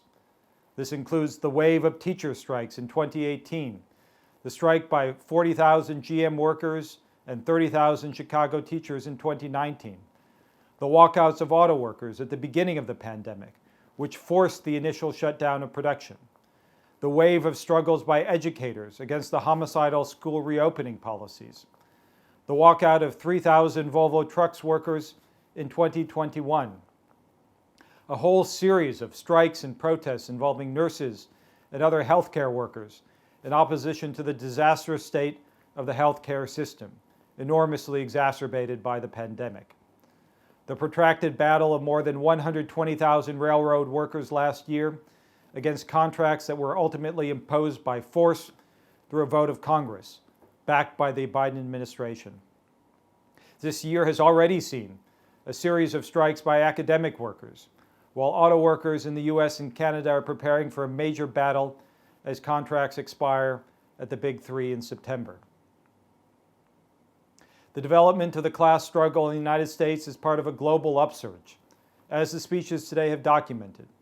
From the protests of millions in France against pension cuts to the strikes of hundreds of thousands in the UK and Germany against the attack on jobs and the rising cost of living, to the ongoing strike by more than 120,000 federal public sector workers in Canada. The issues posed to workers in the US are the same as the issues posed to workers in every country. First, there is no solution to any of the great problems confronting mankind: war, the pandemic, the growth of fascism and dictatorship, except through the development of the class struggle in a globally unified manner. But this requires the building of organizations democratically controlled by the workers themselves, through which they can unify their struggles outside of the control of a corrupt, pro-corporate trade union apparatus. The union bureaucracy exists not as a mechanism for the development of the class struggle, but as a police force over the working class, whose services are all the more necessary for the ruling elite in time of war. Workers in the United States have taken important steps towards self-organization over the past year, with the establishment of rank-and-file committees among healthcare workers, educators, auto workers, and other sections of the working class. The 5,000 votes for socialist UAW presidential candidate Will Lehman, despite systematic voter suppression by the apparatus, with the assistance of the state and the courts, demonstrates the growing support for a movement to transfer power to the rank and file. The development of such committees in every sector and industry as part of the International Workers' Alliance of Rank and File Committees is a necessary basis for breaking the stranglehold of the apparatus and forging a way forward for the expansion of the class struggle. Second, the development of the class struggle must be connected to the independent and political mobilization of the working class. This requires a fight against the Democrats and Republicans, the two parties of the American capitalist class, along with all the various organizations which exist in the US and internationally that represent the interests of privileged sections of the upper middle class. Here in the United States, the Democratic Socialists of America has, over the past year, revealed itself to be nothing more than an adjunct of the Democratic Party, and therefore the ruling class itself. It supports the US-NATO war against Russia, and its members voted to impose the contract on railroad workers that the workers had rejected. The International Youth and Students for Social Equality, in its meetings in the US and throughout the world, has fought against the identity politics promoted so heavily on university campuses, whose purpose is to divide the working class and youth and subordinate them to the ruling class policy of war and social reaction. The IYSSC fights to orient young people politically, theoretically, and organizationally to the working class, the great social force that is capable of stopping imperialist war, ending the pandemic, and abolishing the capitalist system. This May Day rally has warned about the many dangers confronting mankind, but it has been rooted in a profound optimism, an optimism that is based on an understanding that the same contradictions that produce imperialist war also produce social revolution. This is not a matter of speculation. It is rooted in a historical materialist analysis of the 20th century, the Russian Revolution, the history of the Trotskyist movement, and is confirmed in the growth of the class struggle and a powerful objective force throughout the world, which points the way forward. However, this objective process must be made conscious through the building of a revolutionary leadership, the Trotskyist movement, the International Committee of the Fourth International. It requires a study of history and the bringing forward of this history into the present. It requires the conscious decision of all of you listening today to take up the active fight for socialism. In concluding this rally, I call on all of you to take action. Donate to the World Socialist website today, which is celebrating its 25th anniversary this year, to help us expand our readership to workers and young people in every country of the world. Educate yourself in the fundamental theoretical and political issues necessary to build a socialist movement, which are contained in the critical volumes available on Mering Books. Build rank and file committees at your workplaces as part of the IWA-RFC. Join the IYSSE and establish a club on your campus. Above all, make the decision to join the Socialist Equality Party if one exists in your country, or help found an SEP to expand the presence of the ICFI throughout the world. Now is the time to join and help build the World Party of Socialist Revolution.